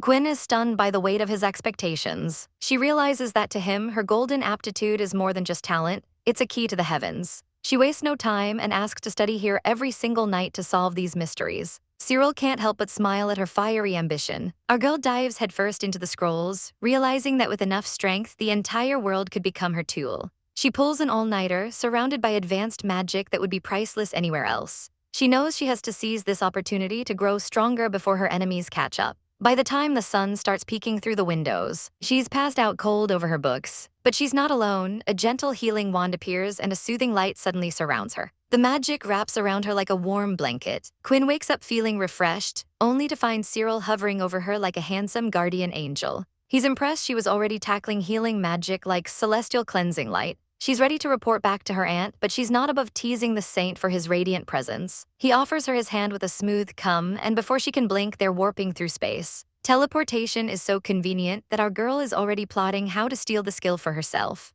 Cyril promises to teach her personally, but only after the Emperor officially recognizes her status. Quinn agrees, knowing her secret won't stay hidden for long. As they reach the door, a heavy silence falls between them. Quinn wonders why he's just standing there staring. Then she realizes she's still death-gripping his hand like a lifeline and turns a bright shade of tomato. She beats a hasty retreat, clutching her burning cheeks. Cyril watches her go, a rare charming smile playing on his lips. But the fluff ends fast because it's time for training with Aunt Savelia in the forest. Quinn looks serious, ready for the next challenge. She thinks she's ready for anything, but Savelia isn't bringing out beasts today. Instead, she unrolls a training plan longer than a CVS receipt, starting with the dreaded weighted running. Those innocent-looking green bracelets suddenly glow a menacing red. Quinn feels like the gravity just tripled as the restraints lock onto her wrists and ankles. Her limbs feel like they've been turned into solid lead. Savelia zooms off like a literal rocket, leaving our poor heroine to struggle with every single step. Quinn is sweating bullets and gasping for air, but her pride won't let her fall behind. Meanwhile, back at the palace, the drama is brewing as the Duke fumes over Savelia's willful behavior. Miserly is in the corner, absolutely losing her mind, unable to process why a magicless girl is getting all the favor. Her father doesn't make it better, bluntly telling her that her chaotic mind is exactly why she falls short of Quinn. He warns her to focus on her studies and stop being so foolish. He slams his authority down, grounding her like a child and ordering her to stay in her room. Miserly's jealousy has officially mutated into a full-blown obsession. She decides Quinn has to disappear for good, her inner demons taking total control. She's so far gone that when the servants bring her more scrolls, she takes her rage out on them with a savage slap. Miserly Campbell is out here using her subordinates as literal footstools because she's feeling insecure. She's convinced the entire world is laughing at her, and honestly, she's not wrong. Apparently, her father sent some gifts that she took as a direct insult to her status compared to Quinn. She calls her own staff insects and starts losing her absolute mind. Dark magic is swirling everywhere, and these poor servants are praying for a quick end. Meanwhile, our poor heroine is deep in the woods, looking like she just ran a marathon through a blender.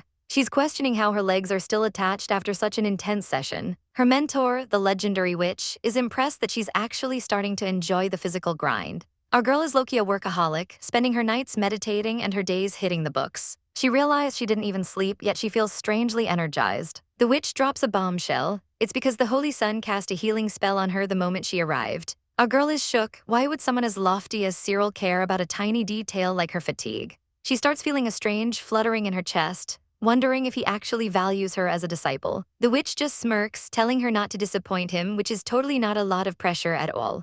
Cut to the local auction, where a rare intermediate magic scroll is the star of the show.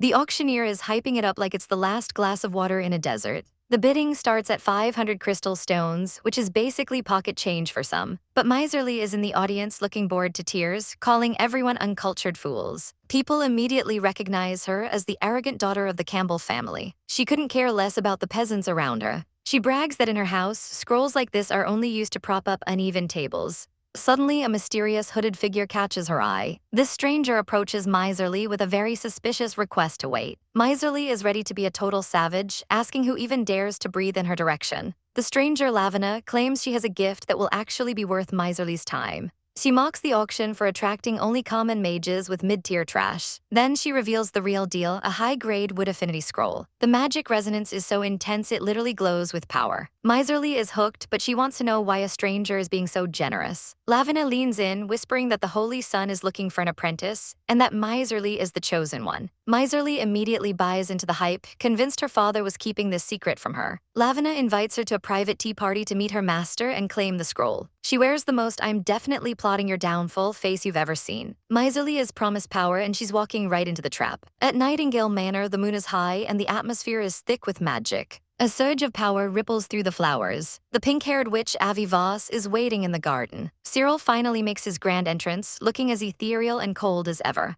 He asks why she summoned him so urgently, but she just tells him to take a seat.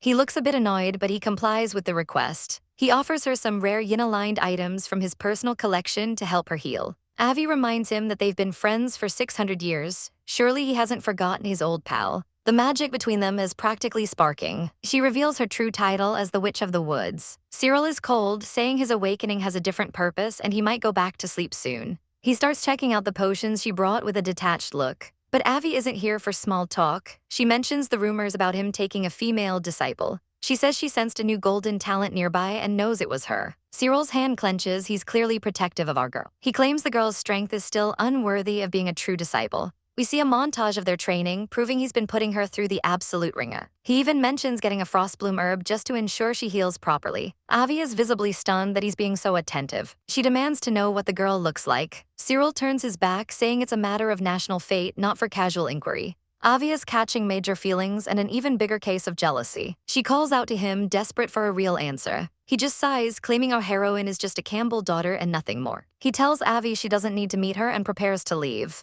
He vanishes in a flash of golden light, leaving her behind. Avi is absolutely livid, smashing the table in a fit of pure rage. She can't believe he won't spare her more than 2 words. She's also one of the 3 golden talents, yet she feels like she can never walk beside him. She clenches her dress, her resentment reaching a breaking point. She watches his back, feeling like he's always turning away. Despite all her striving, she's still not enough. Crowds are gathering, but Avi is stuck in her own dark thoughts. She wonders why he treats her this way. Her subordinate, Lavina, returns and reports that she successfully baited Miserly Campbell. Lavina kneels, reporting that the meeting is set for 2 days. She notes that Miserly seems dull and arrogant, doubting she's the one Cyril likes. Lavina is confused why they are even bothering with her. Avi doesn't care about Miserly's personality. She wants to verify the rumors herself. She orders a carriage for the meeting. But there's a dark twist. She tells Lavina to test the girl's capabilities first. If she proves to be mediocre, Avi wants her eliminated immediately. Unaware of the little hit put out on her, our poor heroine is buried in books at the Royal Archives. She's so exhausted she can barely keep her eyes open. She wants to slack off so badly, but she knows the situation is too dire. She looks up and realizes Cyril is standing right there watching her work. She panics, wondering if this man ever actually sleeps or if his full-time job is just haunting her. Cyril notices our girl is deep in thought and asks if she's struggling with the ancient texts. Little does he know, she's already calculating how to turn this rare opportunity into a massive win. He starts explaining the different magical paths, from warriors and potion masters to rune mages. Apparently, saint healers are common, but potion masters are the real hoarders of bizarre ingredients. Rune mages are even more elusive, carving power into weapons that ordinary people could never hope to find. Quinn realizes that the high-quality wand she gave Carver was the key to her divine grade upgrade. She stays silent, letting her system do the heavy lifting while she plays the part of a diligent student. Cyril mentions the legendary warlocks who can alter fate, though they're mostly a myth hiding in the central magic city. Quinn's ears perk up at the mention of such a dangerous yet alluring place. Cyril quickly shuts that down, telling her it's a goal for the far-off future while our girl sweats bullets. She agrees to focus on her special training for now, keeping her eyes on the prize. Cyril asks her exactly how strong she plans to become. Her answer, strong enough to single-handedly insta-kill that terrifying giant wolf from her nightmares. Just thinking about that beast gives her a psychological shadow. Cyril actually seems impressed by her savage ambition and gives her his seal of approval.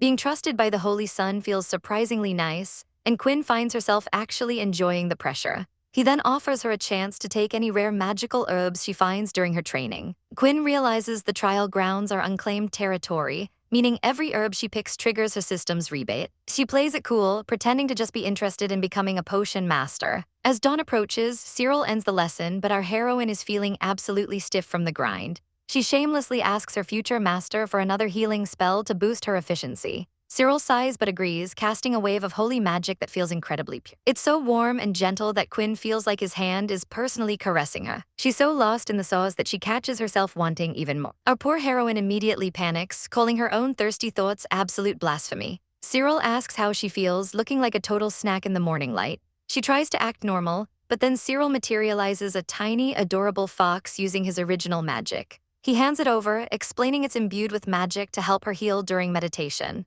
Then he drops the ultimate bomb, saying the fox resembles her. Quinn's brain short-circuits as she wonders if the Holy Sun is flirting with her unconsciously. Meanwhile, back at the Campbell estate, the head of the family is throwing a massive fit. Miserly is desperate to meet a mysterious patron, but her father forbids it, calling it a deadly trap. He tells her to forget it because he has bigger plans involving the Crown Prince's upcoming birthday banquet. Miserly is thrilled, hoping the Holy Sun will be there to officially take her as his disciple. Her father isn't so sure, internally noting that she lacks Quinn's natural poise. He orders her to focus on etiquette and introduces a new maid named Marlene to keep her in line. Miserly thinks her father has grown timid with age and plans to rebel anyway. Marlene, sensing the tension, offers to help Miserly meet her mysterious patron in secret. Despite suspecting she's a spy, Miserly decides to trust her to prove her loyalty. Back at the trial grounds, Quinn is busy felling massive trees with her bare hands. Savelia watches from the sidelines, impressed by our girl's brute strength. She asks if Quinn used magic to cheat on the strike. Quinn shows off her glowing bracers, explaining she only used magic to protect her hands from shattering. She calls it optimized methodology rather than cheating, which is honestly such a mood. Savelia is so satisfied with her progress that she grants Quinn a day off next week. It turns out the witch has her own plans for the Crown Prince's banquet, and she's already got the invitation in hand. Our girl Quinn is lost in thought, trying to remember what her father told her about the royal family. The Crown Prince might be brilliant, but apparently he's a total flop when it comes to magic. Then there's the fourth prince, a war hero who sounds like a complete muscle-brain brute. Suddenly, her savage aunt pops in with a wild idea. She's dragging Quinn to the Crown Prince's birthday banquet. Quinn tries to back out, but Auntie isn't hearing it. The decision is final. Apparently, Aunt thinks Quinn will be the perfect gossip companion for a tedious party. Our poor heroine is internally screaming because high-profile drama is the last thing she needs right now. The next day, things get even more chaotic as a maid starts acting super sus at the door. She gives the signal that the coast is clear for Miserly to make her move. Miserly sneaks out in a dark cloak, looking like she's up to no good as usual. They both know they're absolutely doomed if their father catches them in this lie. Miserly approaches a shady carriage waiting in the alleyway. She immediately starts complaining about the raggedy state of her ride. The driver tells her to just suck it up and endure the bumpy ride for now. Miserly scoffs, already dreaming of the day she becomes the saint's apprentice and can look down on everyone. The carriage sets off, but the vibes are definitely off. They head deep into the dark, eerie woods as night falls. The silence of the forest is enough to give anyone the creeps. Suddenly, Miserly snaps awake, realizing she's been out cold. She panics, wondering why she fell asleep and where on earth they've stopped. She demands to see the master, but something tells me she's not going to like who's waiting. A crow screeches overhead, signaling that things are about to get very ugly. The carriage comes to a dead halt in the middle of nowhere. Without warning, a massive blast of green magic tears through the air. Miserly is caught completely off guard by the sudden assault. The horse panics as magic explosions rock the entire area. The carriage is reduced to splinters, leaving Miserly trembling on the ground. A mysterious woman steps forward, questioning if this pathetic girl is really the saint's chosen. Miserly is terrified, demanding to know who sent these assassins. She tries to reach for her staff, but she's way too slow. Green vines of magic wrap around her, pinning her down instantly. But then the real power player arrives. The Archmage herself has come to collect. Just meeting her gaze is enough to make Miserly's soul tremble. She realizes she's completely outmatched by this overwhelming magic power. The Archmage asks if there's another girl in the Campbell family, specifically one with blue-tier talent. They dismiss Miserly as irrelevant, realizing the girl they actually want is Quinn. Miserly's heart sinks as she realizes she'd just been the bait for her sister's spotlight.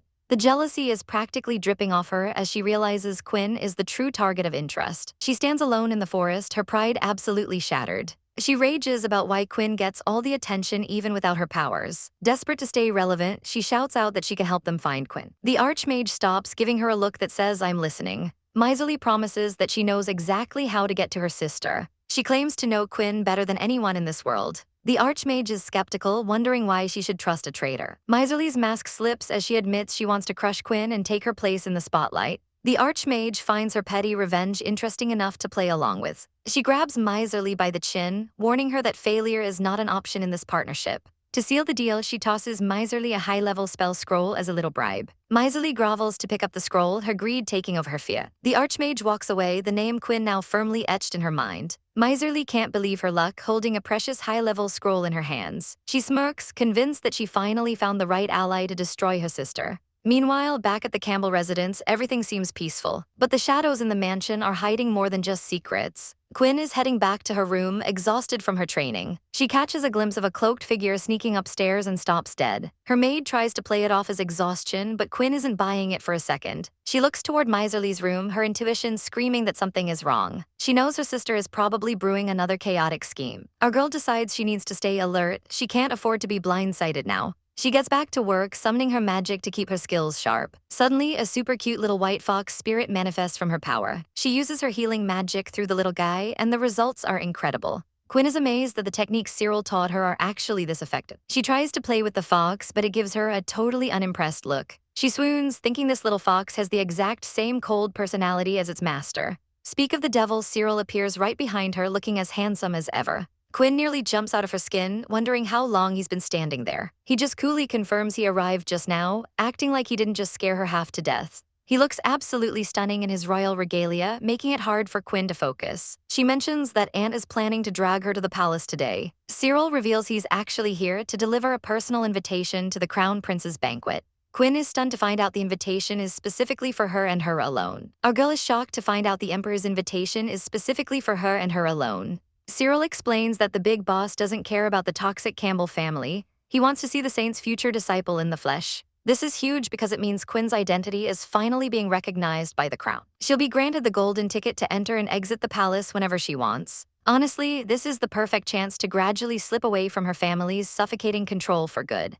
But then comes the ultimate crisis. Her wardrobe is a tragic collection of dusty, outdated rags. Cyril, being the absolute legend he is, steps in to save the day. He drags her out into the night to a high-end boutique. Only problem, the shop is closed tighter than a drum. Since Cyril's been napping for 6 centuries, he clearly missed the memo that mortal shops don't stay open 24/7. He doesn't let a little thing like a closed sign stop him, though. Suddenly, the doors fly open and the owner, Rick, rolls out the red carpet for his esteemed guests. He makes a grand entrance and introduces himself as the top-tier tailor in the entire country. The place is dripping in luxury and Quinn can barely believe her eyes. She's absolutely stunned by the sheer elegance of the designs. Rick is basically vibrating with excitement to work with her. He starts gushing over her beauty, claiming his creative spirit is about to explode. Cyril looks a bit overwhelmed by the guy's chaotic energy. Turns out, Rick owes Cyril everything because the Holy Sun saved his shop from a bunch of thugs back in the day. He's been loyal for 600 years, just waiting for Cyril's grand return.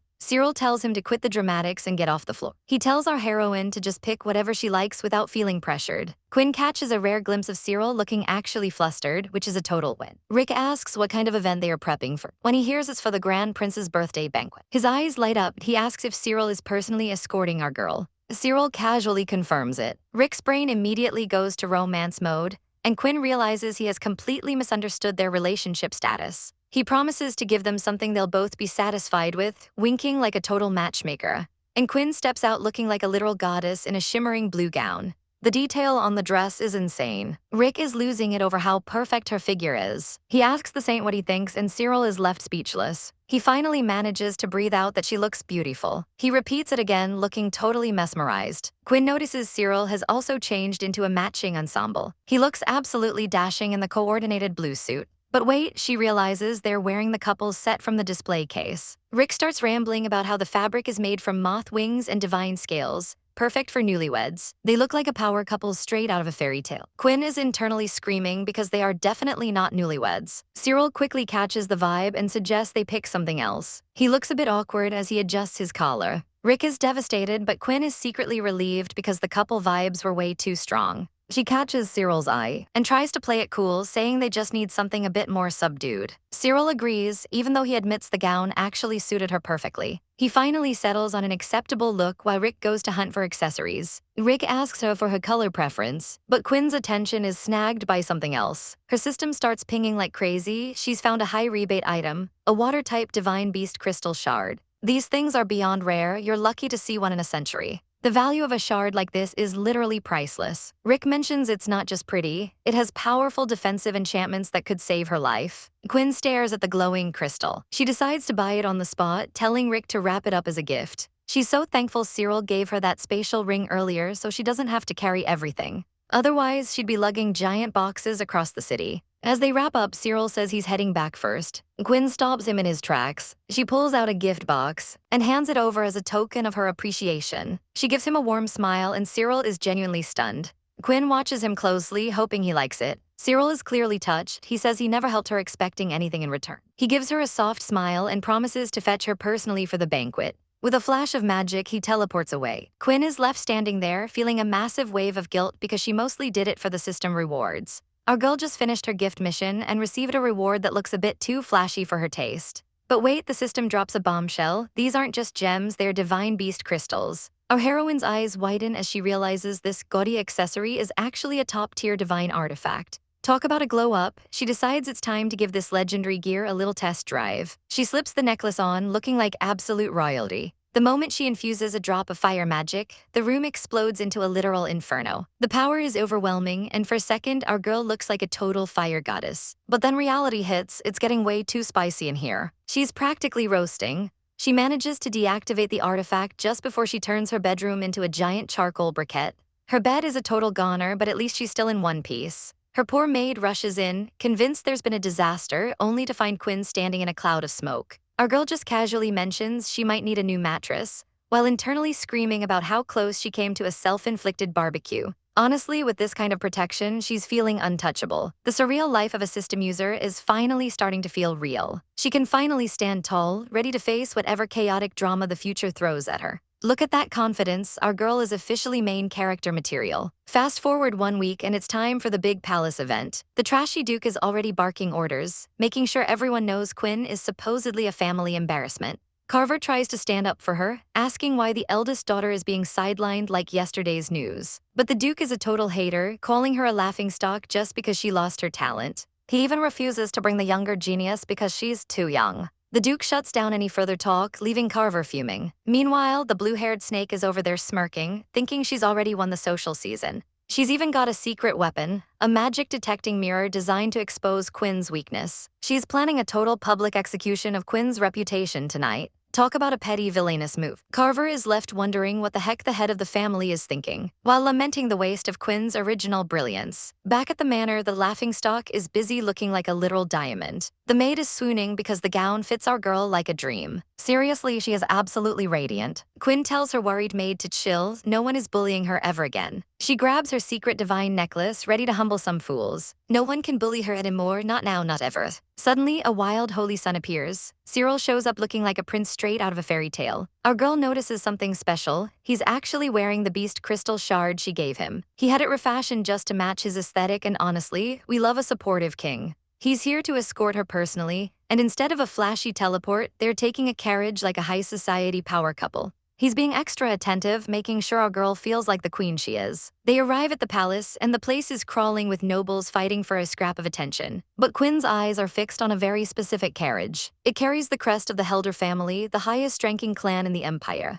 That means the Duke's mysterious, sickly daughter has actually made an appearance. Veronica Helder is usually hidden away, so her being here means something big is about to go down. Quinn is deep in thought when Cyril snaps her back to reality. In a move of peak noble etiquette, he offers her his hand. Our girl is low-key impressed by how naturally he takes charge. She thanks him, taking his hand with a smile that could melt ice. He warns her that her dress might be a struggle and offers his arm for support. He's being so thoughtful it's almost suspicious, but Quinn isn't complaining. She hooks her arm into his, ready to make an entrance. They slip away from the main crowd for a private meeting with the king. The tension is thick enough to cut with a sword. They enter the council chamber where the king is waiting with a heavy expression. He's heard the rumors and wants to see if Quinn really has what it takes. Quinn remembers the last time she was here. She was drugged and framed for crimes she didn't commit. The memory of that fire still burns, but this time the flames are under her control. The king makes it clear, in this empire the strong rule and the weak are prey. He wants to witness her true power with his own eyes. Challenge accepted, our girl closes her eyes and begins to channel her magic. A massive golden magic circle erupts beneath her, lighting up the entire chamber. The show is about to begin, and everyone is about to find out exactly who they're dealing with. Quinn unleashes a surge of power so immense it practically blinds the room. Even the king is shaken, realizing her potential is on par with the Holy Sun himself. He's already dreaming of using our girl as a powerhouse to subjugate the surrounding kingdoms. But Cyril isn't about to let her become a political pawn without protection. He demands she be given free reign of the palace to train her skills and face her enemies head-on. The king plays it cool, claiming he needs to consult the Holy Sun first before granting such a massive favor. Quinn bows out gracefully, but as she leaves, she admits that the king's oppressive aura makes her way more nervous than a powerful mage ever could. She wanders into the royal garden to clear her head, a place most noble ladies would kill to see. But the peace is short-lived when a pack of mean girls led by the obnoxious Miserly spots her. They immediately start chirping like annoying birds, mocking our girl for losing her talent and calling her a dunce. Even her dear sister joins in, pretending to play peacemaker while throwing absolute shade. Quinn isn't having any of it, and Savagey tells them she doesn't bother remembering the names of random trash. She even questions if their low status will even get them through the front door of the main banquet hall. Losing her mind, one of the girls lunges at Quinn to teach her a lesson. Quinn just gives a cold, calculated smile. Suddenly, the girl finds herself face-planting into the dirt before she can even land a finger. Our heroine stands over her with peak pathetic energy. The sister is baffled, wondering how a supposedly talentless girl could move so fast. She tries to sneakily use a magical artifact to measure Quinn's true power. But Quinn is 10 steps ahead, snatching her sister's wrist before she can blink. She mocks the girl for being too weak to even sense an ordinary person approaching. Leaning in close, Quinn whispers a terrifying warning. Don't let that stolen talent go to waste, or father might just decide you're useless and give it to someone else. The tension is broken when a royal knight arrives to escort Quinn to the banquet. The mean girls are seething, demanding to know why a nobody gets a personal guard. Quinn simply orders the knight to take the trash out, and he happily hauls the screaming girl away like a sack of potatoes. Amidst the chaos, Quinn spots a delicate beauty named Veronica Helder. Suddenly, her system pings with a new mission: gift Veronica health for a massive rebate. Quinn eavesdrops on Veronica using her enhanced senses, hearing how much the sickly girl admires mages despite her weak body. Seeing her chance, Quinn approaches the girl. While the mean sister watches from the shadows, Quinn offers Veronica a sauna plant. It's a high-grade magical herb that can heal almost any illness. Our girl presenting the glowing blue plant, knowing it's her best shot at a high-level reward. She remembers finding this rare treasure in the trial grounds and hopes it's enough to cure the pearl of the kingdom. Our girl Quinn watches as Miss Helder kindly turns down a rare magical herb, proving she's way too classy for these petty bribes. But of course, a jealous noble has to open her mouth and accuse Helder of just being difficult. Helder doesn't even blink, calmly explaining that a mere herb can't buy her favor, looking like an absolute queen while doing it. The mean girl immediately starts backpedaling when she realizes she's being schooled in public. Helder reveals that even the best physicians couldn't heal her with that medicine, so the herb is basically useless. She offers a sweet smile that says thanks for nothing and prepares to take her leave. Our heroine watches Helder walk away, noting how effortlessly she handles the social sharks. Helder excuses herself, claiming she's not one for socializing, though we all know she's just bored of the drama. Quinn realizes that if she wants to help Helder, she's going to have to find a much sneakier way to deliver that cure. She stands tall, looking stunning in her evening gown, ready to face the next stage of the plan. It's almost time for the big reveal, and our poor heroine is feeling the pressure until a familiar face appears. Cyril arrives looking like a total snack in his formal royal blue attire. He tells Quinn to just stay behind him and stay calm, acting like the ultimate protective shield. The palace is glowing under the moonlight as the banquet of the century begins. The architecture is dripping in gold and white roses, setting the stage for some serious chaos. The guests are already whispering about the fourth prince's potential return and the drama it'll cause. But the gossip is cut short when the guards announce that the king himself is approaching. The doors fly open as guests watch the red carpet with bated breath. Confetti rains down as the royal entrance officially kicks off with maximum flair. A literal army of guards marches in, making sure everyone knows who's in charge. The rhythmic stomping of the soldiers echoes through the hall, heightening the tension. The nobility bows in unison, showing off their expensive dresses and fake smiles. Every head is lowered as the king makes his grand appearance. His Majesty takes the stage, announcing the return of the Holy Sun ahead of schedule. Cyril walks in with a cold, legendary aura that makes every other man in the room look like an extra. He moves with an elegance that is honestly illegal. But then a pair of high heels follows close behind him, stealing the spotlight. Quinn's trash father almost chokes on his wine when he sees his useless daughter walking with the saint. Miss Helder and the other guests are stunned by Quinn's sudden glow-up. She looks like a literal goddess in her flowing blue gown, radiating power. As she glides across the floor, the white roses seem to pale in comparison to her beauty. Quinn remembers the last time a crowd stared at her. It was during her trial when they stripped her of everything. But now the tables have turned, and she's no longer the weak girl they can bully. She carries herself with a savage grace that has the entire room mesmerized. Her evil sister is absolutely seething, wondering how Quinn managed to claw her way back to the top. The sister pulls out a hidden magic mirror to secretly scan Quinn's power levels. The mirror begins to glow with an intense, swirling purple light. The sister's eyes nearly pop out of her head when she sees a gold-level talent reflecting back at her. She tries to hide her shock as her father demands to know what she's looking at. She stammers that it's nothing, quickly tucking the mirror away before he catches on. The father is still confused, wondering how a blue-level talent like Quinn caught the saint's eye. Little does he know, his daughter is now a powerhouse he can't even comprehend. The evil sister is internally screaming, realizing that Quinn is now 10,000 times stronger than before. She bites her lip in pure frustration, the jealousy practically dripping off her. The king invites everyone to meet the saint and his disciple, giving Quinn the ultimate royal endorsement. Quinn is seated even closer to the king than the actual princess, which is the ultimate flex. Suddenly, Quinn feels a heavy gaze lingering on her from across the room. It's the first prince, Eric, and he's looking very interested in our girl. He wonders what makes Quinn so special that even his father and the saint are obsessed with her. He watches her from the shadows, his curiosity bordering on dangerous. Quinn, Cyril, and Eric form a golden trio of beauty and hidden agendas. The king calls his son Eric to the stage to say a few words to the adoring crowd. The king looks like a proud, jolly old man, but we know royal politics are never that simple. Eric bows perfectly, playing the part of the bookish and flirtatious prince to a T. Quinn isn't fooled for a second. She knows there's a calculating mind behind that charming smile. Eric gives a generic speech about friendship and hearts, making the ladies swoon. But the party is interrupted by a dark silhouette standing in the doorway. It's the fourth prince, Damien, and he's here to crash his brother's birthday with maximum saltiness. Damien asks if Eric was afraid he'd steal the spotlight, looking like a total rebel. Eric's fake nice mask doesn't slip for a second as he welcomes his brother back. He claims he thought Damien had no plans to return from the war, which is royal code for stay away. The tension in the room is so thick you could cut it with a sword. The guests start whispering that the fourth prince is definitely here to cause a scene. The two princes face off in the middle of the hall, a blonde angel versus a blue-haired devil. Quinn watches the drama unfold, wondering if the king will actually punish Damien for this stunt. She notices the king's guilty expression and realizes he probably ignored Damien's birthday, giving the prince a free pass to be petty. The king laughs it off and tells everyone to just take their seats and eat. Quinn sighs, realizing that court politics are even more exhausting than she imagined. She looks at Cyril, who seems completely untouched by the worldly chaos surrounding them. She wonders if there is anything this mysterious man actually cares about. Meanwhile, the evil sister is watching her father sneak away from the table. She realizes he's heading straight for Quinn to try and win her back. Quinn is trying to enjoy a quiet moment on the balcony when her trash father appears behind her. He tries to act like a concerned parent, asking why she's out here all alone. Quinn gives him a look that could freeze fire, asking him exactly what he wants. He fake coughs and claims he just wants a father-daughter talk after so long. He finally gets to the point, desperately asking how she managed to win the saint's favor.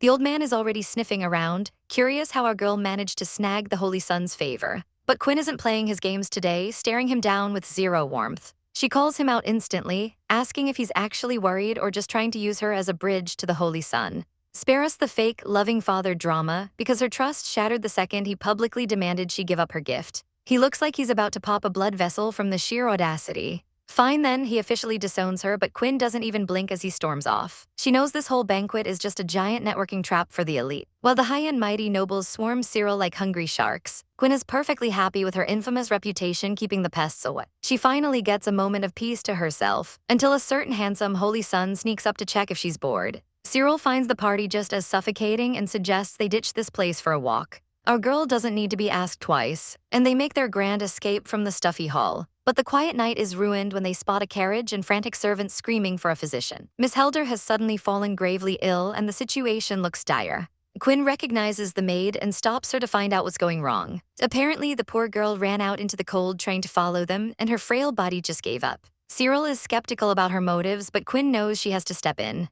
She tells him she wants to see the girl, maybe her hidden talents can actually save a life. Inside the lounge, it's a total disaster zone with Miss Helder coughing up blood. The local physician's healing magic is hitting a brick wall, completely unable to penetrate the illness. That's when Quinn and Cyril stroll in, with Cyril coldly noting that the doctor's magic level is simply pathetic. He explains the root of the illness is bone deep and requires top-tier water magic to cleanse. Quinn steps forward with total confidence, telling them all to move aside and let her handle it. Cyril warns her that a life is on the line, but our girl isn't joking around. She demands his trust, and honestly, who could say no to that face? Quinn prepares to use her trump card, and even Cyril can feel the insane aura radiating from her necklace. But of course, the resident hater Miserly shows up to ruin the vibe, accusing Quinn of just sucking up to the Helder family. She tells Quinn to stay out of it, convinced our girl is just a social climber. Miserly is so desperate to stop Quinn's success that she actually tries to shove her way into the middle of a medical emergency.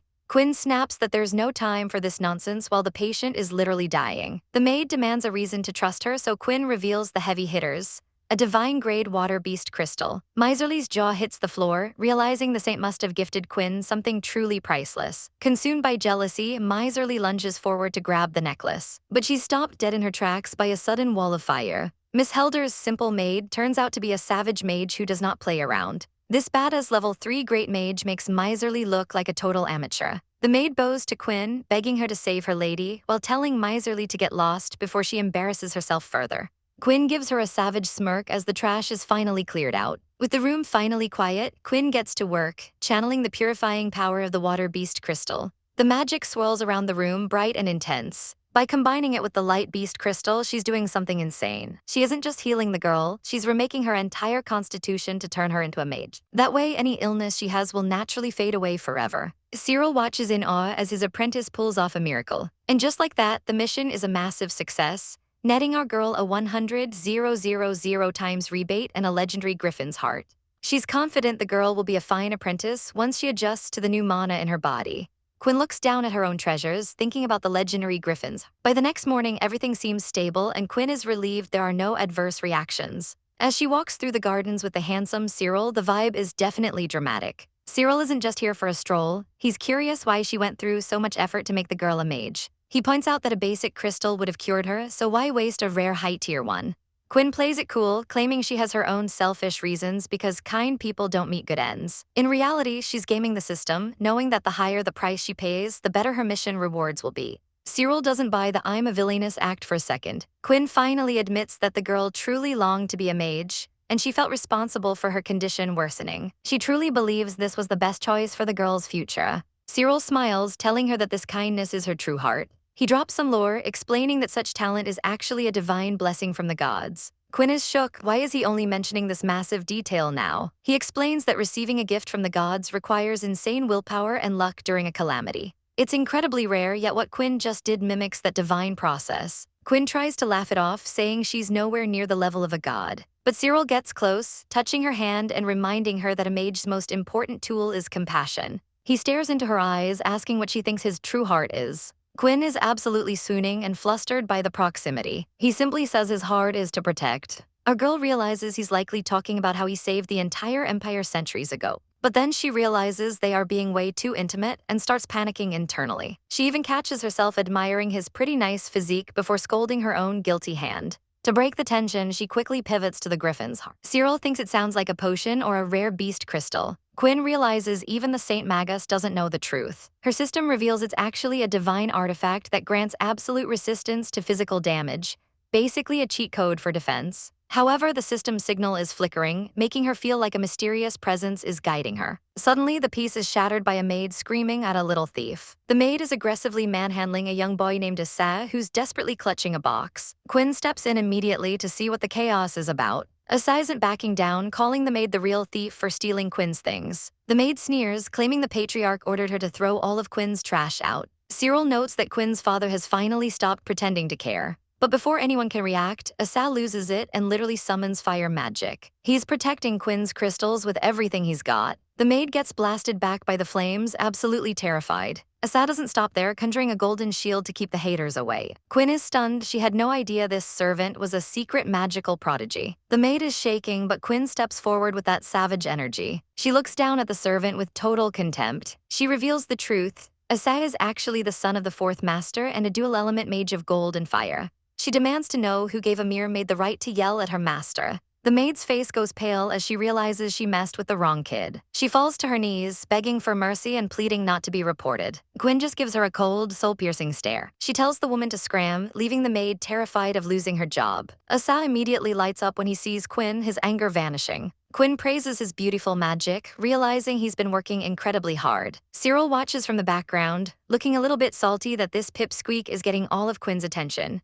Asa explains that her father has officially disowned her and kicked her out of the family protection. He remembers the patriarch's cruel orders to treat her like a stranger. Quinn isn't even sad. She comforts Asa and tells him it's okay. She was already planning to leave this toxic household anyway. Suddenly, her blonde cousin comes charging in, relieved she hasn't left yet. Cyril is confused by this new character, but the cousin immediately starts fanboying over Cyril, the Holy Son. He's absolutely obsessed with Cyril's judgment. The cousin explains he tried to stop the patriarch from kicking her out, but the old man refused to see him. He's worried that the family is intentionally opposing the Holy Son by mistreating Quinn. Quinn warns him to be careful, but the cousin is a confident first-rank magus who thinks he's untouchable. Asa tries to give Quinn her box of crystals, begging her to come back and visit him. Cyril steps in and snaps the box shut. He looks the boy in the eye with a serious expression. He tells Asa that if he truly wants to help Quinn, he needs to stop whining and start training hard enough to catch up to her. Quinn is surprised by Cyril's sudden strictness with Asa. The poor boy is clearly feeling the pressure under the Holy Son's intense gaze. But Asa isn't backing down, promising to work until he's strong enough to protect our girl. Cyril gives a cold, "I'll be waiting," while the background chatter reveals some people think our heroine is just a clueless pawn. Meanwhile, the jealous cousin is seething, realizing her father is losing patience with her now that Quinn is rising in status. She's warned that enemies are closing in and that she needs to be careful. The family she once knew is gone, and there's no room for her in this house anymore.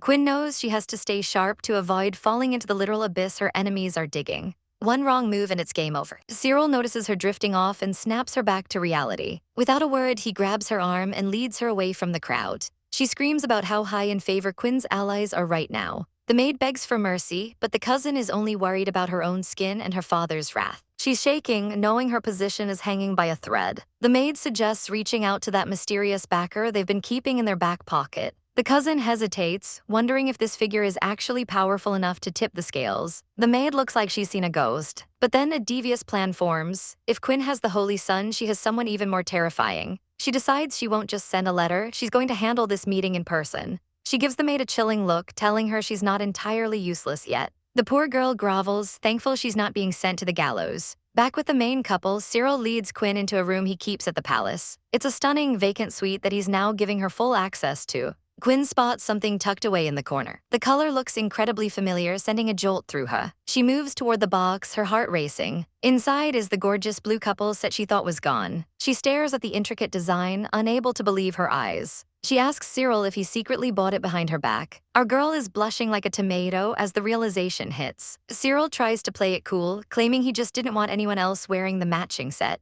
The tension is thick as they share a quiet, intimate look. Quinn can't help but feel a little spark of joy. She tells him he better keep it in top shape. But as she reaches out, a sudden crack echoes through the room. Suddenly, an explosion of red petals fills the air. It's complete chaos as the room is buried in red. Cyril instantly pulls her clothes, shielding her from the attack. They stand frozen in a sea of petals. Turns out it was just a ridiculous prank from Rick. A jack-in-the-box pops out looking way too smug. It was just a modified party popper, but it definitely did its job. Cyril finds a card left behind in the mess. It's a message wishing the happy couple happiness forever and ever. Cyril looks absolutely done with his friend's antics. Quinn notices a single red petal has landed right on top of his head. Cyril touches his hair, looking confused. For once, the perfect holy sun looks a little disheveled, and it's honestly adorable. Quinn bursts out laughing, unable to contain herself. Even their inner spirits are getting a kick out of this chaotic scene. Cyril gives her a soft smile, admitting that seeing her this happy makes the mess worth it. It's a rare, sweet moment between them. But duty calls and he has to head out. With a wave of his hand, magic circles begin to glow. The suit is lifted into the air by his power. The magic sweeps through the room, cleaning up every last petal. It's a seamless display of power. Everything is tucked back into its rightful place. Quinn watches him, swooning over how considerate he's become. And just like that, he vanishes into thin air. Quinn realizes she lied. She actually kept one petal hidden in her dress as a little memento. She wants to treasure this version of him forever. Deep into the night at Nightingale Manor, the conversation turns dark. A mysterious witch sits sipping tea, unimpressed by the news of Quinn's talent. The cousin trembles, trying to prove she has better info. The witch snaps, calling her useless if she can't even handle a simple task. Desperate, the cousin blabs that Quinn has been kicked out of her family and is fair game. The witch just smirks, her eyes glowing with malice. She isn't the only one watching. She calls out to a hidden figure, telling them to handle the rest. A terrifying presence manifests in a flash of purple light. Magic circles erupt on the floor, signaling a new threat. The cousin is left reeling, realizing she was never the only one in the room. Miserly is literally sweating bullets as she asks this shady fourth prince to take a life. Meet Damien, the arrogant fourth prince who thinks he's the main character of this entire kingdom. He's got that "I'm better than you" smirk glued to his face while he demands total trust. Beside him sits a mysterious witch, looking like she's ready to stir up some serious chaos for our girl. They're casually sipping tea while discussing how to take down the saint himself. Poor Miserly realizes she's playing with fire, and her face says it all. Damien looks her dead in the eye, asking if she's really related to Quinn. She stammers out a yes, probably wishing she could vanish into the floorboards. He finds her pathetic demeanor hilarious, wondering what the saint could possibly see in her sister. The witch warns him not to go soft just because Quinn is a certified baddie. But Damien insists he isn't swayed by a pretty face. Sure, Jan, we've heard that one before. The witch just smirks, knowing exactly how this drama is going to unfold. Damien thinks killing Quinn will be a fun little game to cure his boredom. He teleports out like a dramatic diva, leaving Miserly behind to deal with the fallout. His final order: don't let Quinn escape the royal city. Back at the tea table, the witch looks absolutely delighted by the brewing storm. The sun rises on a brand new day of chaos at the mansion. Our girl Quinn is busy packing her bags with Layla, ready to leave this toxic household for good. Layla is basically a puddle of tears, but Quinn tells her to stay strong. Suddenly, a massive "get out" echoes through the halls, and they rush to see who's losing their mind. In the parlor, Quinn's trash father is having a standoff with a surprise guest. It's Veronica, the Duke's daughter, and she is not here for the nonsense. The father immediately tries to kick Quinn out, calling her an ungrateful daughter in front of everyone. He really thinks he's doing something with that stern look. But Veronica lights up the second she sees Quinn, treating her like a long-lost bestie. She can sense Quinn's aura is on a whole different level today. Quinn plays it cool, hiding the fact that she's basically a walking powerhouse now. Veronica thinks it's just her own unstable magic, while Quinn remembers the legendary griffin heart she absorbed. Veronica complains that the staff tried to kick her out like she was common trash. She demands to know why Quinn is being treated like a criminal in her own home. Miserly jumps in with a smug grin, claiming Quinn disowned the family first. Quinn isn't having it, firing back that her talent was stolen and her family betrayed her. She stands tall, looking every bit the savage queen we know she is. Her father warns her not to be impulsive, but Quinn sees right through him. He's clearly chosen a side in the royal power struggle. She gives him a look that could freeze hell over. He tells Veronica to take the conversation outside, thinking he's won. But as the maid tries to usher Veronica away, Quinn puts a stop to it. She decides it's time to settle the score with Miserly once and for all. Quinn brings up the night Miserly tried to block her from saving Veronica's life. She crosses her arms, letting the silence do the heavy lifting. Veronica catches the vibe immediately, reminding them that her father, the Duke, was absolutely livid. She demands full accountability for what was basically attempted murder. Veronica drops the hammer, asking if the Campbell family can really afford an enemy like the Duke. The father looks at Miserly, realizing she's a total liability who only causes trouble. He's stuck between a rock and a very angry Duke. Knowing he can't win this one, he swallows his pride to avoid a scandal. He prepares to offer a fake apology, but Veronica cuts him off with a massive announcement. She flashes a mischievous smile that says, "Get ready to be humbled." She reveals that Quinn saved her life, so the Duke has officially adopted Quinn as his goddaughter. Miserly and her father look like they've seen a ghost. Veronica is absolutely loving every second of their internal screaming. Quinn is low-key impressed. This girl was born with a natural talent for drama. She can't help but laugh at how perfectly the tables have turned. The father is convinced it's a lie, but he's too scared to risk it, so he orders Miserly to apologize. When she hesitates, he delivers a savage slap that sends her flying. Miserly is reduced to begging for forgiveness on the floor. Quinn watches the spectacular scene with a satisfied smirk. She declares the room reeks of trash and decides it's time to exit. As they walk away, Veronica drops one more bombshell about a royal hunting competition. She looks back with a "don't mess with us" glint in her eye. The king is hosting a massive event where only the best mages get to play. The winner gets a direct reward from His Majesty, and Quinn is already smelling the money. She's dreaming of all the rare beast crystals she's about to hoard. Veronica whispers that her father is the one picking the participants. She laughs, telling the family that since they cut ties with Quinn, she'll only be recommending her for the glory. The father looks like he's about to have a literal heart attack. They walk out like total bosses while Miserly cries for a father who just abandoned her. Quinn asks if the adoption story was a lie, and Veronica admits it, but she really does love Quinn like a sister. 2 days later, they arrive at the proving grounds for some real action. The forest is thick with dangerous magic and hidden threats. Suddenly, a massive red-eyed wolf leaps out of the shadows with a terrifying roar. Quinn doesn't even blink, dodging the beast with insane speed. She charges her mana, ready to show this dog who's boss. A massive explosion rocks the clearing as she lands a direct hit. She winds up for the finishing blow, her eyes glowing with raw power. The impact is absolute, crushing the monster instantly. Quinn stands over the fallen beast, realizing her new physical abilities are off the charts. She's hyped about her progress, unaware that a mysterious woman is watching her from the trees. This new stranger looks intrigued by Quinn's sudden surge in strength. Suddenly, Quinn's body starts glowing with an intense golden light. Her power is overflowing, and it's clear she's about to force a level up right here in the dirt. A massive phoenix of mana erupts behind her as the transformation begins. Our girl is pushing her limits, struggling to contain the sheer amount of energy coursing through her. Quinn is currently fighting for her life as her chest tightens and her vision goes completely blurry. Red magic starts swirling violently around her as a voice screams for her to snap out of it. It's Audrey, and she's looking like a total boss while our girl is collapsed on the floor in a heap of misery. Quinn is gasping for air, feeling like her lungs are about to give up on her. Audrey isn't letting her off easy, commanding her to reel in that wild power before it consumes her. The mana inside her is surging like a tidal wave, and Quinn is desperately trying to keep her cool. Audrey tells her to stop resisting and imagine the power flowing like a calm river instead. With a stabilizing touch, Audrey helps her guide the chaotic energy. Finally, the power settles into a glowing blue crystal and the atmosphere completely shifts. They're back in the room, surrounded by beautiful blue sparks that signal a successful breakthrough. Audrey admits it was a bit unexpected, but hey, at least it didn't take all day. Quinn looks absolutely stunned by the sudden power spike sitting there on the sofa. She can feel herself getting stronger by the second, but Audrey announces she has to leave for a mission. Our girl calls out to her aunt, but she's already halfway out the door. Just then, her cousin and little Issa burst in, surprised to see Audrey making such a quick exit.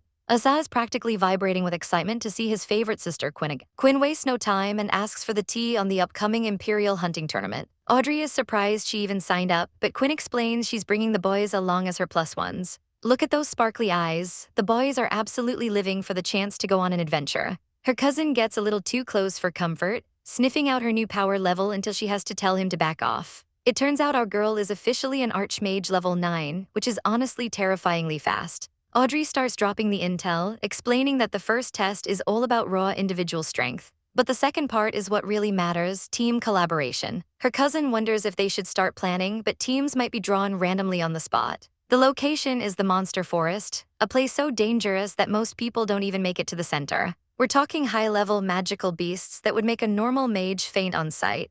The royals are setting up a safety array, but Audrey warns them that the challenges will still be absolute hell. Quinn is sweating bullets thinking about the danger, but the rewards are apparently worth the risk. The whole squad is looking starry-eyed, but Audrey reminds Quinn she's a walking target as the Saint's disciple. There's no turning back now, she has to perform perfectly or face the consequences. Quinn agrees, and the boys are already hyped for some hellish training to prepare. They're practically howling with excitement to take down some beasts. But before the chaos begins, Quinn realizes she has one very important person to visit. She teleports into a dreamlike space filled with cherry blossoms, and she's relieved to find him there. Walking through the petals, she spots a familiar head of white hair. It's Cyril, and he's looking like a literal angel while taking a nap. He's fast asleep under a tree with a book resting on his chest. Our girl can't help herself and leans in close to get a better look at his sleeping face. She tries to squint to see the title of the book he's reading. She's practically hovering over him at this point, totally forgetting about personal space. Suddenly, his eyes snap open and Quinn realizes she's been caught red-handed. She panics and falls back, apologizing at the top of her lungs like a total chaotic mess. Chibai Quinn is currently dying of embarrassment while Cyril just watches her spin out. But then he grabs her wrist and our girl wonders if he's still in a dream state. He uses his magic to scan her, his golden aura surrounding her hand. He realizes she's hit level 9, and she's finally relieved he isn't mad about the hovering. Quinn tries to play it cool while he looks at her with those intense, curious eyes. He tells her that from today on, she is officially his disciple. He knows she's hiding some massive secrets, but he's not going to pry. Instead, he promises to always have her back while she charges ahead. Just look at that face. How is a girl supposed to concentrate with him looking like that? Quinn gives him a bright smile and promises not to let him down. He smiles back but says there's one more thing he needs to know. Quinn decides to go full savage and shows off her true magical affinity. She reveals she's not just a golden talent, but has SSS-grade mental power and all-element affinities. Cyril is actually speechless for once, his brain probably short-circuiting from the shock. He just chuckles and admits he's definitely not losing out by taking her on. As the petals fall around the massive tree, the mood is perfect. But the book he left behind says how to win a fox's trust, and honestly, he's a genius. Quinn teleports back to reality, appearing right in front of the boys. She starts worrying if she was too reckless by spilling all her secrets to him. The boys don't care about her inner crisis and demand to know when the training starts. She puts on a brave face and says there's no time like the present. Late at night, the royal library is quiet and peaceful. Quinn is hitting the books hard, finding the exhaustion of training and studying strangely fulfilling. But then she hears a noise and realizes she's not as alone as she thought. She peers through the shelves, her heart starting to race. She calls out to the shadows, and a mysterious blue-haired guy steps into the light with a smirk. Quinn's peaceful library time is interrupted by a mysterious voice hiding in the shadows. The stranger mocks her perception, but our girl isn't about to play games with a creep lurking in the dark. She demands he show his face instead of hiding like a total weirdo. As she clutches her book tight, a blue-haired man steps into the light, looking way too smug for his own good. He's shocked that she doesn't immediately faint from his presence, but Quinn is just annoyed. She hits him with the ultimate disrespect, asking if he's actually supposed to be someone famous. He thinks she's just putting on a show since he spotted her at the banquet earlier. This guy is clearly a narcissist, finding her lack of interest interesting. Quinn's brain starts working overtime as she recognizes him as the fourth prince, Damien. He's the loose cannon who caused a scene at the eldest prince's party. She feels the air get heavy, knowing this encounter is definitely a bad omen. This is the last person she wanted to see at her door. But if there's one thing our heroine knows, it's that showing fear to a predator is a death sentence. He asks if she's curious why he's here, but Quinn plays it cool, refusing to give him the satisfaction. She points out that as a prince, he can wander wherever he wants, so she's not asking questions. Damien isn't here for small talk, though, and takes a threatening step forward. He drops a bombshell, asking how she'd feel if he said he came here specifically to kill her. The vibe goes from 0 to lethal in a heartbeat. He pins her against the shelves, whispering that he likes to watch his prey before the final strike. He's a total psycho, claiming he only wants to ensure a one-hit kill. Then he has the audacity to lift her chin, offering her a chance to live if she becomes his follower.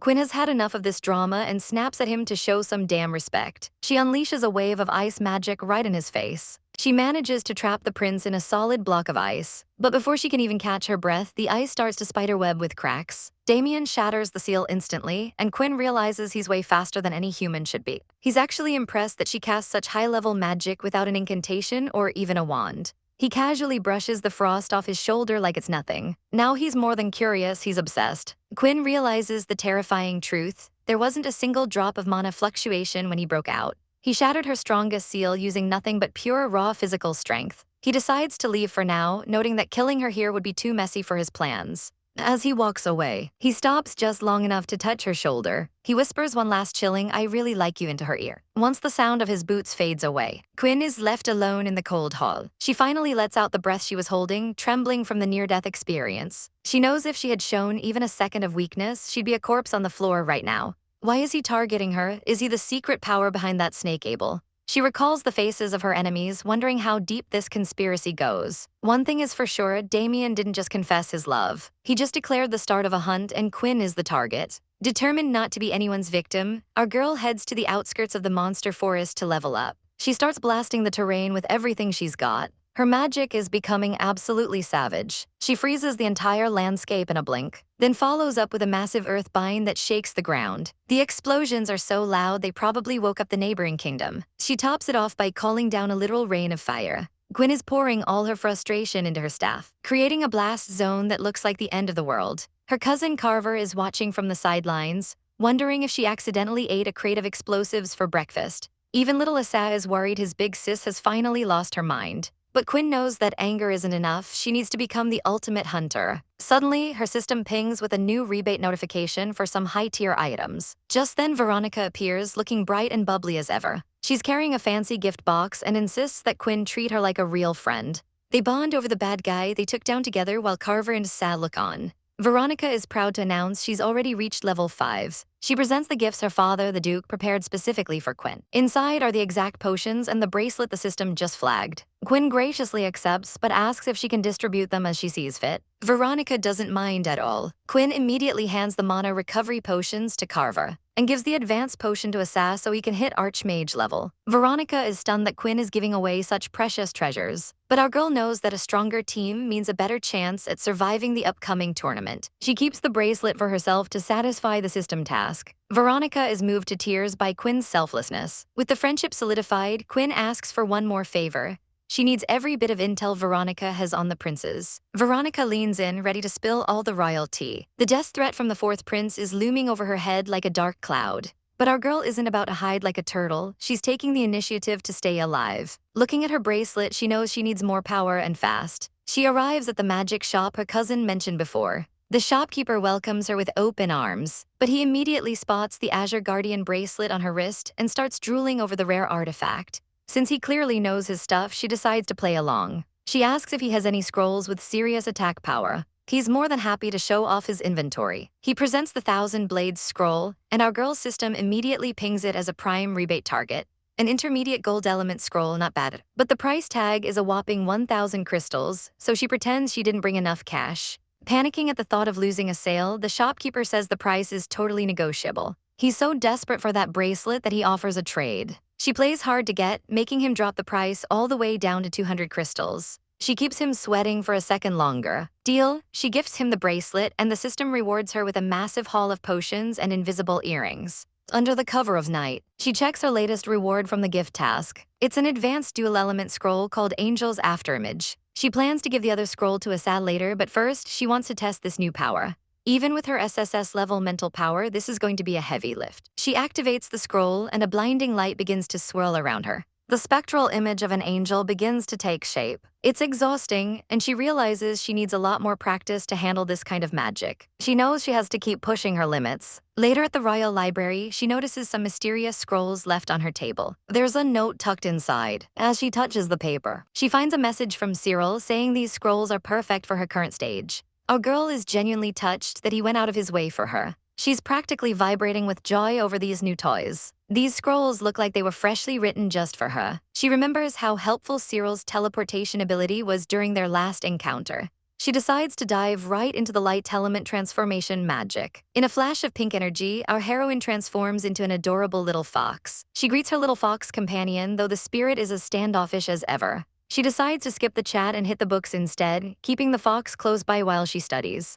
3 days later, the piece is shattered at the market. She's just trying to shop, but the atmosphere feels off. Her system detects a barrier cage nearby, but something else is coming. She barely has time to look at the new item. Suddenly, she senses a sharp spike of murderous intent. Something is flying straight at her. Lethal ice shards come screaming through the air. She dodges with savage grace as the ground shatters where she stood just a second ago. Who's there? She demands, her eyes narrowing. A group of mages steps out of the shadows, surrounding her. 2 level 9 great mages are leading the charge, and there are 2 more even stronger masters blocking her path. They've got her cornered in broad daylight, showing absolutely zero fear of the law. The crowd panics as they realize Lady Quinn is the one under attack. She keeps her cool and asks who sent them to do their dirty work. She can tell the masked one is the real threat here. A crackle of lightning signals the start of the execution. They unleash a chaotic storm of magic right at her feet. Screams fill the air as the marketplace is torn apart. A massive explosion rocks the entire street. Purple energy swirls in a violent vortex. Everyone watching thinks it's all over for her. The destruction is absolute. The shopkeeper even sighs, wishing he'd given her that discount before she was blown to bits.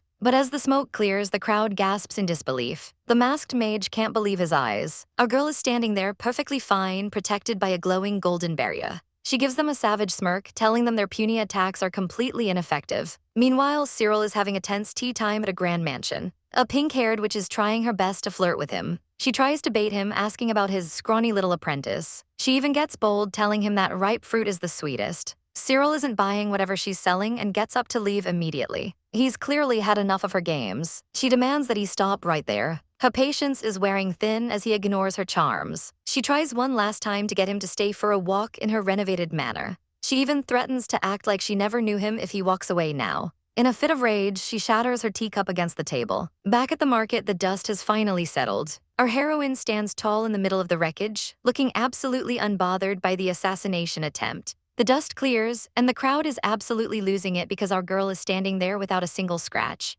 Quinn realizes she's in a tight spot since teleporting right now would be a total death trap. She's surrounded, and for the first time, our poor heroine is actually wondering how she's going to wiggle out of this one. These background extras are busy gossiping, calling her a useless waste who only got ahead because of the Holy Sun. They're convinced she's just hiding some OP treasure up her sleeve to compensate for her lost talent.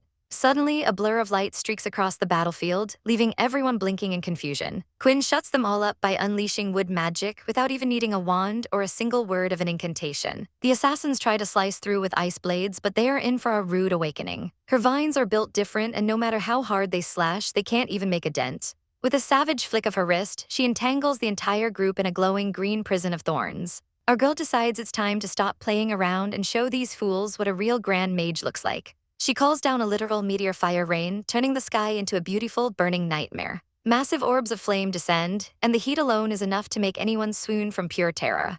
The entire area is consumed in a chaotic symphony of explosions and lightning. In the middle of the carnage, the masked Prince Damien realizes something is very, very wrong. He panics when he realizes our girl's aura has completely vanished into thin air. He's looking around like a lost puppy, but Quinn is already 10 steps ahead of his little game. She teleports right behind him with a deadly green glow, proving she's the ultimate hunter in this city. Damien is stunned that he got outsmarted, but Quinn just smirks, having known his true identity all along. The tension is thick enough to cut with a knife as these two powerhouses stare each other down in the wreckage. She calls him out for hiding his strength, telling him this will be the last mistake he ever makes. Thanks to her system's invisible earrings, she's been playing him like a fiddle this entire time. Damien can't believe his eyes. How many elements can one woman possibly master in a single lifetime? He gets a creepy little smile on his face, clearly obsessed with how mysterious our girl has become. But the flirting ends now as he charges up a massive fist of crackling purple lightning. He's done wasting time and wants to end our heroine's life right here and now. A terrifying vortex of dark energy erupts, and it looks like Quinn is finally backed into a corner. But our girl is a master strategist, and she pulls out a high-grade recovery potion to top off her mana. The system comes through again, giving her back half her power in a single desperate gulp.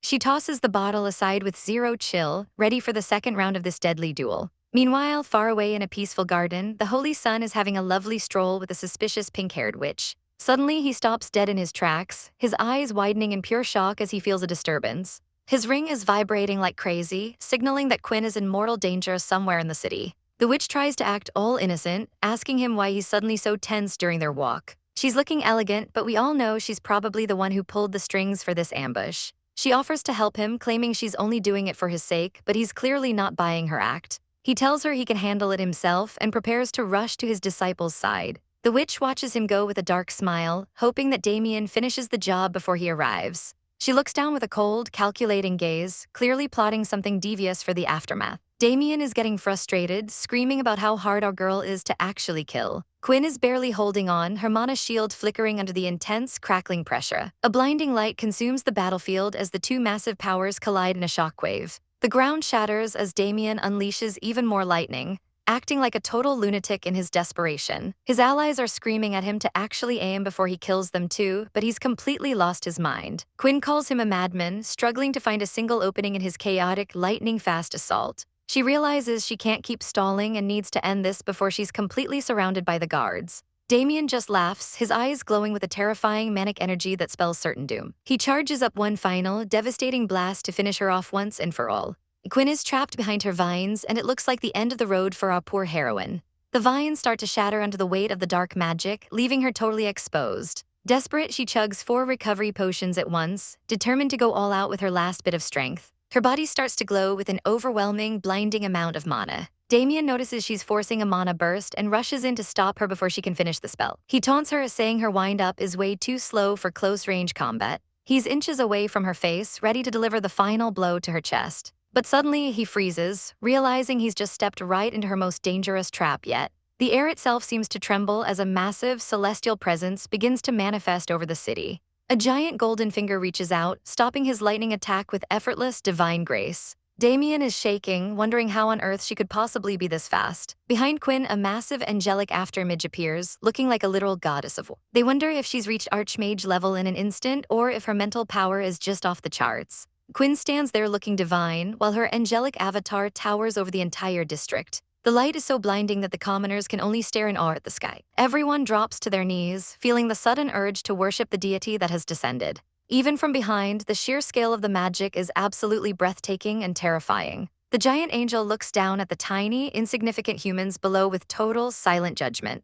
Damien curses his luck as a massive golden hand reaches down from the heavens to crush him. He realizes the energy consumption for magic of this scale is insane, yet she's still pushing forward. He tries to escape the area, but he's already been marked for a divine death. The system chimes in, rewarding her with the divine void mark kill skill for her epic performance. Damien screams for everyone to watch out, but his warnings are completely useless now. A golden bird of light streaks through the sky, locking onto its target with perfect precision. Quinn points her finger forward, declaring that it's finally her turn to play the aggressor. Golden lightning arcs across her body as she activates her final, soul-crushing move. She unleashes the divine void strangle, and the sky itself seems to shatter into pieces. The angel raises its hands, and a massive sphere of light consumes the entire street. Damien can only watch in horror as his world turns into a blinding, golden explosion. The beam of light is visible from miles away, signaling the absolute end of this battle. The palace guards finally arrive, only to find the street turned into a literal smoking crater. Smoke and dust cover the ruins as the soldiers search for any sign of life in the wreckage.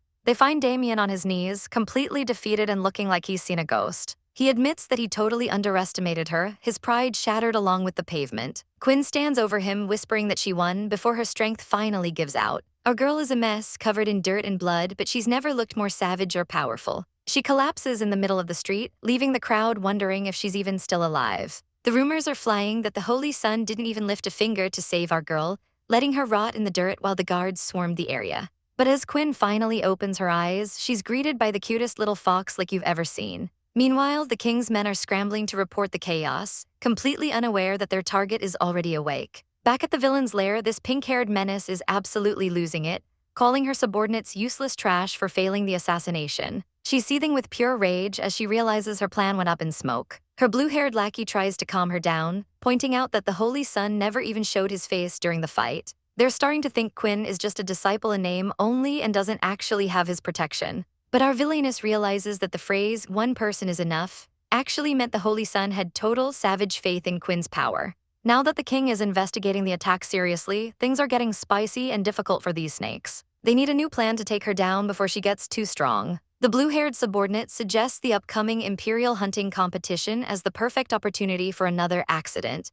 Our villainess loves the idea and sends her off with a secret letter to the fourth prince. This girl is clearly terrified of her boss but accepts the mission anyway. 3 days later, the sun rises over the cathedral while our poor heroine is still recovering from the battle. She finally croaks out a request for water, her voice barely a whisper. A mysterious silhouette stands over her, promising that help is on the way. It's the Holy Sun himself, Cyril, and he's holding her close enough to make any girl swoon. The maid Layla bursts in and nearly drops her tray at the sight of the intimate moment. She's basically us right now, blushing and panicking at the sheer intensity in the room. Cyril plays it cool and tells Layla to bring the water over immediately. Quinn finally wakes up for real and starts gulping down water while Layla yaps away about how long she's been out. The maid was worried sick, but now she's treating Quinn like a legendary hero for taking down those powerful assassins single-handedly. Quinn just laughs it off, but her memories of that night are a hazy mess of magic and a mysterious white fox. She looks Cyril in the eye and asks if he was actually there watching the whole time. Layla finds it suspicious since Cyril is the only one who uses that kind of shape-shifting magic in this world.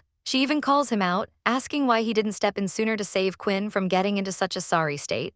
Cyril's excuse is actually pretty deep.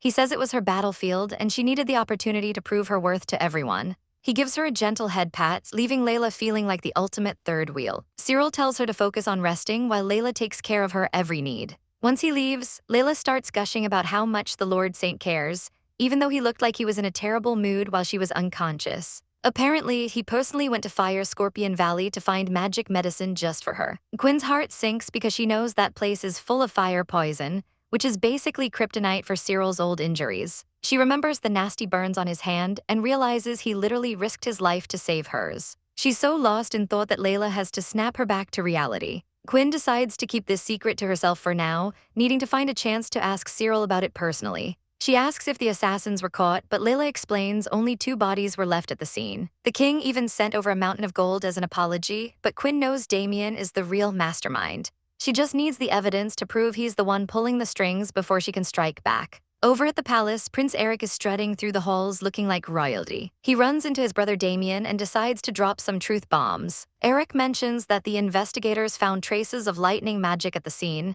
which is Damien's literal signature. Damien just smirks and brushes it off, saying the king only gave him a slap on the wrist and half a day of solitary confinement. He calls the whole assassination attempt a childish joke and reminds Eric that he's a legitimate heir too. He's got that classic villainous glow in his eyes that tells you he's not done yet. Eric warns him that Quinn is the saint's disciple, and he's playing a very dangerous game with the imperial family's reputation. But Damien doesn't care. He thinks the game with Quinn Campbell has only just begun. Later, he enters his private chambers to find a surprise visitor. The blue-haired subordinate is waiting for him, trembling as she begs for his forgiveness. She hands over the letter with the rose, looking like she's about to faint from the pressure. Damien notices she looks a bit like Quinn, and his interest is officially piqued as he asks for her request. The doors slam shut as a new chaotic alliance is formed. Night falls over the estate, but things are far from peaceful. Layla is frantic, searching everywhere for our girl. But our heroine plays it cool, claiming she just went to see a painter for a portrait. In reality, she's hunting an assassin and asks Layla to use her connections to identify the woman in the drawing. Layla is stunned, realizing this is a matter of life and death. She promises to handle the investigation in total secrecy. As she takes the scroll, she mentions that Lord Cyril is already waiting in the room. Our heroine walks in to find Cyril completely out of it on the sofa. She's seen his sleeping face before, but something feels off this time. He's way too pale and a terrifying mark is spreading across his hand. It's a nasty case of fire poison erosion. She realizes he was injured much worse than he let on back in the valley. When she touches him, he's absolutely scorching. She tries to soothe him, but the toxin is relentless. According to her knowledge, this poison eats away at mana and life essence. It's spreading fast, and Cyril's own body is starting to lose the fight. Suddenly, he gasps in agony. His mana starts leaking out in a violent, freezing burst. If this continues, the entire palace will be turned into a glacier. Layla rushes back in, terrified by the sudden frost. Our girl doesn't hesitate, ordering Layla to guard him while she sprints to the library.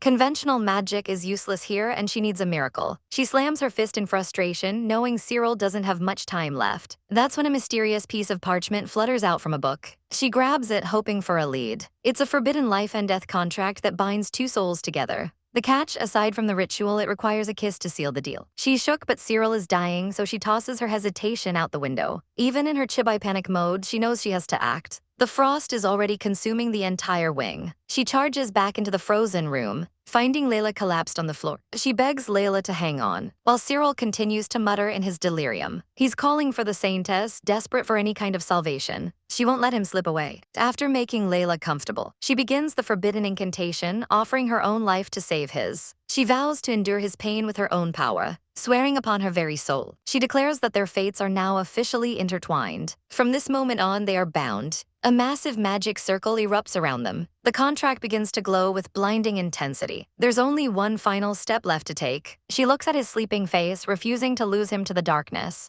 She leans down and presses her lips to his. He's burning hot, but she doesn't pull away. Despite the heat, his lips are surprisingly soft. Deep within his subconscious, Cyril's eyes flutter. He's drifting in the endless blue of his soul space. He hears her voice, promising to protect him. He looks so peaceful yet so lost. He wonders who would be crazy enough to make a life and death contract with him. As he sinks into the depths, the golden threads of the contract reach out to him. He hears her calling his name. Suddenly, she's there, diving into his soul to pull him back to the surface. Cyril finally wakes up and our girl is beaming with relief. But the danger isn't over, and he tells her she needs to listen carefully. She holds his hand tight, ready for whatever comes next. She's just so happy he's actually awake. He repeats that they are running out of time. He grips her hands firmly, telling her to guide the magic through the link to purge the poison. They lock eyes in the middle of the storm. She's worried it's too risky, but he insists this is their only shot. She nods, fully committed to the plan. Through their new bond, she can feel his absolute trust in her. A massive explosion of light fills the room. The frost begins to melt away instantly. It actually worked, and the contract mark sears itself onto her hand.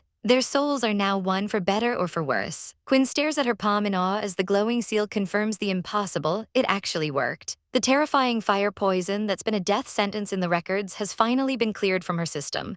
She looks at her hand, feeling the surge of life return to her fingertips. Cyril, however, looks dead serious, reminding her that using a life-death contract isn't exactly a walk in the park and carries massive risks. Quinn's heart sinks a little, feeling guilty for dragging him into such a chaotic mess. But Cyril just gives her a gentle head pat, telling her he trusts her judgment completely. Our girl is visibly moved by his unwavering support. He reminds her that as his only disciple, protecting her is his absolute responsibility. Quinn smiles, determined not to let him down, when suddenly a clumsy maid crashes into the room. The poor girl is shaking like a leaf while trying to offer a morning greeting. Quinn can't help but giggle at the adorable chaos. Honestly, these two together are just pure sugar. Later at the palace, a maid peeks in to announce a mysterious guest. Quinn is mid-tea when Vincent, the chief secretary to Prince Eric, makes a dramatic entrance. He's looking sharp and refined, delivering an invitation for our girl to have dinner with the first prince himself tonight. Quinn is stunned. Why on earth is the first prince suddenly interested in her? She looks down at her simple attire, her mind racing. She suspects Eric might have found clues about the assassination attempt and is testing the waters. She knows she can't stay on the defensive forever, so she puts on her best savage smile and accepts the invite. Vincent is thrilled and immediately claps his hands to bring in the loot. He presents a stunning, custom-made purple gown and enough jewels to sink a ship. He claims it's just gentlemanly courtesy, but we all know there's no such thing as a free lunch in this palace. The craftsmanship of the dress is insane. Vincent makes his exit with a flourish, leaving Quinn and her maid speechless. Night falls over the balcony where Prince Eric is waiting. Quinn arrives, looking like royalty even without the prince's bribes. Eric turns around, flashing a charming smile that's definitely hiding a few secrets. He immediately notices Quinn is wearing her own blue dress instead of his gifts. He's not even mad, he's actually impressed. He admits he was hoping she wouldn't be the type to be easily swayed by shiny rocks and fancy fabric. Quinn plays it cool, giving him a polite smile. He notes that anyone who can escape Damien and earn Cyril's respect must be extraordinary. Quinn realizes the whole gift thing was just a big fat test to see if she had a spine. Eric offers her a seat, looking quite pleased with himself. He even apologizes for the little mind game. Quinn is internally trembling, wondering if this guy can actually read her thoughts. Then the mood shifts as he leans in dangerously close. He whispers that he still needs her help. Quinn quickly creates some distance, not falling for his flirtatious charms for a second. Eric seems a bit frustrated that his holy prince routine isn't working on her. He settles back into his chair, looking more like a schemer than a saint. Quinn thinks he's way too narcissistic and starts missing the comfort of Cyril. A white-haired boy is definitely the superior choice here. Quinn stares him down, waiting for the real deal. Finally, Eric pulls out a small box containing his actual gift. Quinn eyes the mysterious container. Inside is a scroll that leaves her breathless. It's a complete transcript of the ancient life-death contract. This is a one-of-a-kind copy from the royal treasury, far more powerful than the fragments she found before. Eric smiles, knowing he's caught her interest. Quinn gets straight to the point and asks what the price is. He wants her to take first place in the upcoming royal hunting competition. Quinn is almost insulted. She was planning on winning that anyway. Eric likes her fire, but he warns her that this year's competition won't be simple. He tells her not to underestimate the shadows lurking in the woods. Quinn grips the box, her mind already plotting. She asks if he's found the truth behind the assassination attempt on her. Eric swirls his wine, looking cynical. He admits the official report will be a convenient lie to protect high-level interests. Even the king's word is just a tool for politics. Quinn realizes she needs allies, so she agrees to the partnership. Eric raises his glass to their new alliance. Quinn's reflection in the wine shows a girl who is done playing games. Eric tells her that strength is the only real protection in this world. He points her toward a secret place that deals in rare minerals and mage trades. He slides a black card across the table, a key to a world she hasn't explored yet. Quinn takes the card, the moonlight reflecting off the mysterious emblem. As the night deepens over the palace, Quinn sits alone, contemplating the strange timing of it all. She looks over the contract scroll one last time. Our girl realizes her magic is in a safe state, but there's a spicy side effect. She might be able to peek into Cyril's memories under the right conditions. She wonders if she could actually see into his past. But then her brain short-circuits as she realizes she's getting way ahead of herself. While checking the contract details, she notices something that makes her heart skip a beat. Wait, the ritual for dissolution requires physical contact like kissing or hugging. She turns into a total tomato, realizing that the kiss she shared with him wasn't even mandatory. Cyril definitely knew the rules of the contract when he interlocked his fingers with hers later, meaning he was fully aware of what he was doing. Our poor heroine tries to bury those chaotic thoughts and focus on the task at hand. She grabs her secret weapon, a black card, and slips into a stunning, mysterious purple gown. From the butterfly anklet to the killer heels, she's serving pure, dangerous, villainous energy. Even her own maid can't recognize her, frantically searching the room for her lady. Our girl smirks, knowing her disguise is a total success. She looks absolutely savage and ready to dominate. The maid nearly calls the guards on her own mistress, but our heroine just laughs it off, thanking her for the compliment to her acting skills. She's heading somewhere where her real identity must stay hidden, using a special gift to keep her secret safe. After grabbing some high-grade gems the Emperor sent, she packs them away as currency for her secret mission. Fully equipped and looking like $1,000,000, she sets off on her new adventure. She arrives at the grand estate of the Mithril Merchant Group. Donning a silver mask, she prepares to enter the lion's den. Her presence is impossible to ignore as she glides toward the entrance. With her bag full of collateral, she's ready to make a deal. The bell chimes, signaling the arrival of a very important guest. She steps into the lavish interior, catching everyone's attention. The attendant is immediately intimidated by her aura. She presents the black card, and the staff's attitude shifts instantly to pure reverence. She's led through corridors thick with the scent of ancient magic and secret knowledge. The spatial magic inside is so powerful it feels like she stepped into another dimension. Our heroine realizes the owner must be a total magic fanatic. She is ushered into a private room to meet the man in charge. The atmosphere is electric with magical energy as she waits. Finally, a man named Leonis appears, hidden behind a golden mask. She notes that he looks more like a reclusive scholar than a greedy merchant. The doors close behind her and the real negotiation begins. Leonis flexes his power by casually levitating tea, inviting her to sit. She cuts straight to the chase, demanding top-tier potions and teleportation items. Leonis isn't impressed, saying any common shop could provide those. He gives her a knowing smile, waiting for her to reveal her true intentions. But our girl isn't playing games. She wants the absolute best for the upcoming hunting competition. He agrees to deliver the items, but you can tell he's curious about this masked lady. He realizes he's dealing with someone who has deep pockets and even deeper secrets. Our girl leans into her persona of a wealthy noble who spends money like water. She knows that to get what she really wants, she has to prove she's a top-tier client. Now it's time for the main point. She's after the merchant group's intelligence network and their legendary secret map of the monster forest. Across the long table, the tension is thick enough to cut with a knife. She tells him her deal isn't just about simple items. Leonis reminds her that as a black card holder, she has the highest privileges. He waits for her to make her moves. She reveals that she doesn't want to trade with the merchant group, but with Leonis himself. He's caught off guard by her boldness. He asks what exactly he can do for a lady as mysterious as her. He watches her closely, trying to figure out her game. She tells him she's looking for a treasure that isn't just a commodity. Leonis explains that people with her card are either high-ranking nobles or powerful mages. He demands to know which category she falls into. He points out that her card comes straight from the imperial royalty. Our girl just smiles and tells him to sense her power for himself. She releases a surge of pure golden magic that fills the room. Leonis is absolutely floored, recognizing her legendary golden talent. The scales of power tip completely in her favor. His composure shatters as he realizes who is standing in front of him. With a triumphant look, she asks if they can finally talk about that treasure. She's got him exactly where she wants him. The rumors are swirling that a fourth legendary golden talent has finally appeared on the continent. This masked gentleman is convinced that the saint's disciple, Quinn Campbell, is the powerhouse everyone's looking for.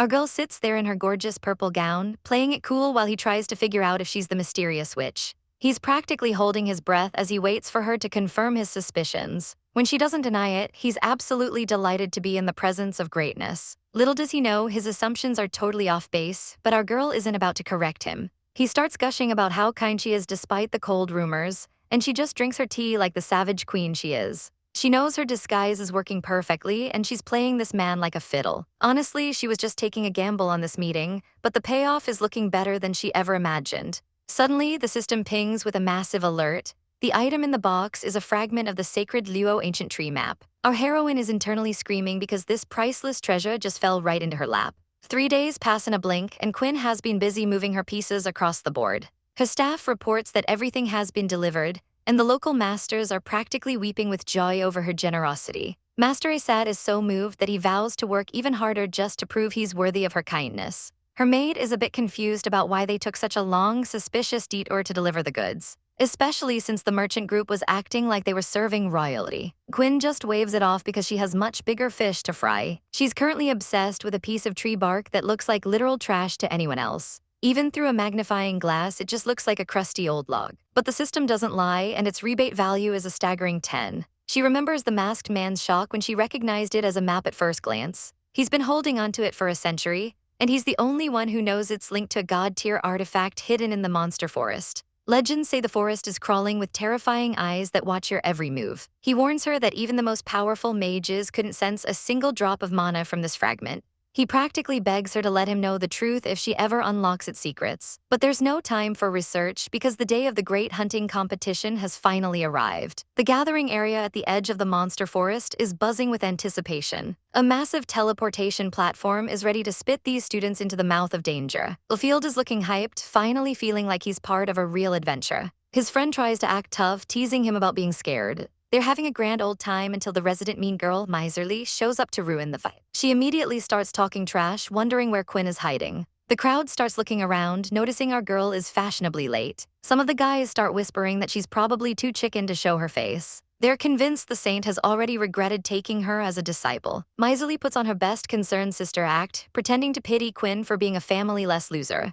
Ulfield isn't having it and shouts that the saint is actually super kind to her. But Miserly keeps stirring the pot, bringing up the drama of Quinn being kicked out of her family. She's successfully painting our girl as an unfilial daughter in front of everyone. The rumors start spreading like wildfire through the crowd. Miserly is smirking, thinking she's finally destroyed Quinn's reputation for good. Suddenly, the sky splits open with a blinding pillar of golden light. The aura is so overwhelming it practically knocks the breath out of the spectators. A grand entrance is an understatement. This is a total power move. Miserly shields her eyes, her heart sinking as she realizes who it is. It's the saint himself, and he's personally escorting Quinn to the field. The crowd goes absolutely feral seeing him protect his disciples so publicly. He even places a hand on her back, showing the whole world exactly who she belongs to. Miserly is having a total meltdown because her plan just went up in smoke. Everyone drops to their knees in respect as the most powerful man in the room walks by. Cyril gives Quinn a look and tells her to go on, giving her his full blessing. The students realize the Campbell family must be literal idiots for throwing away someone the saint cherishes this much.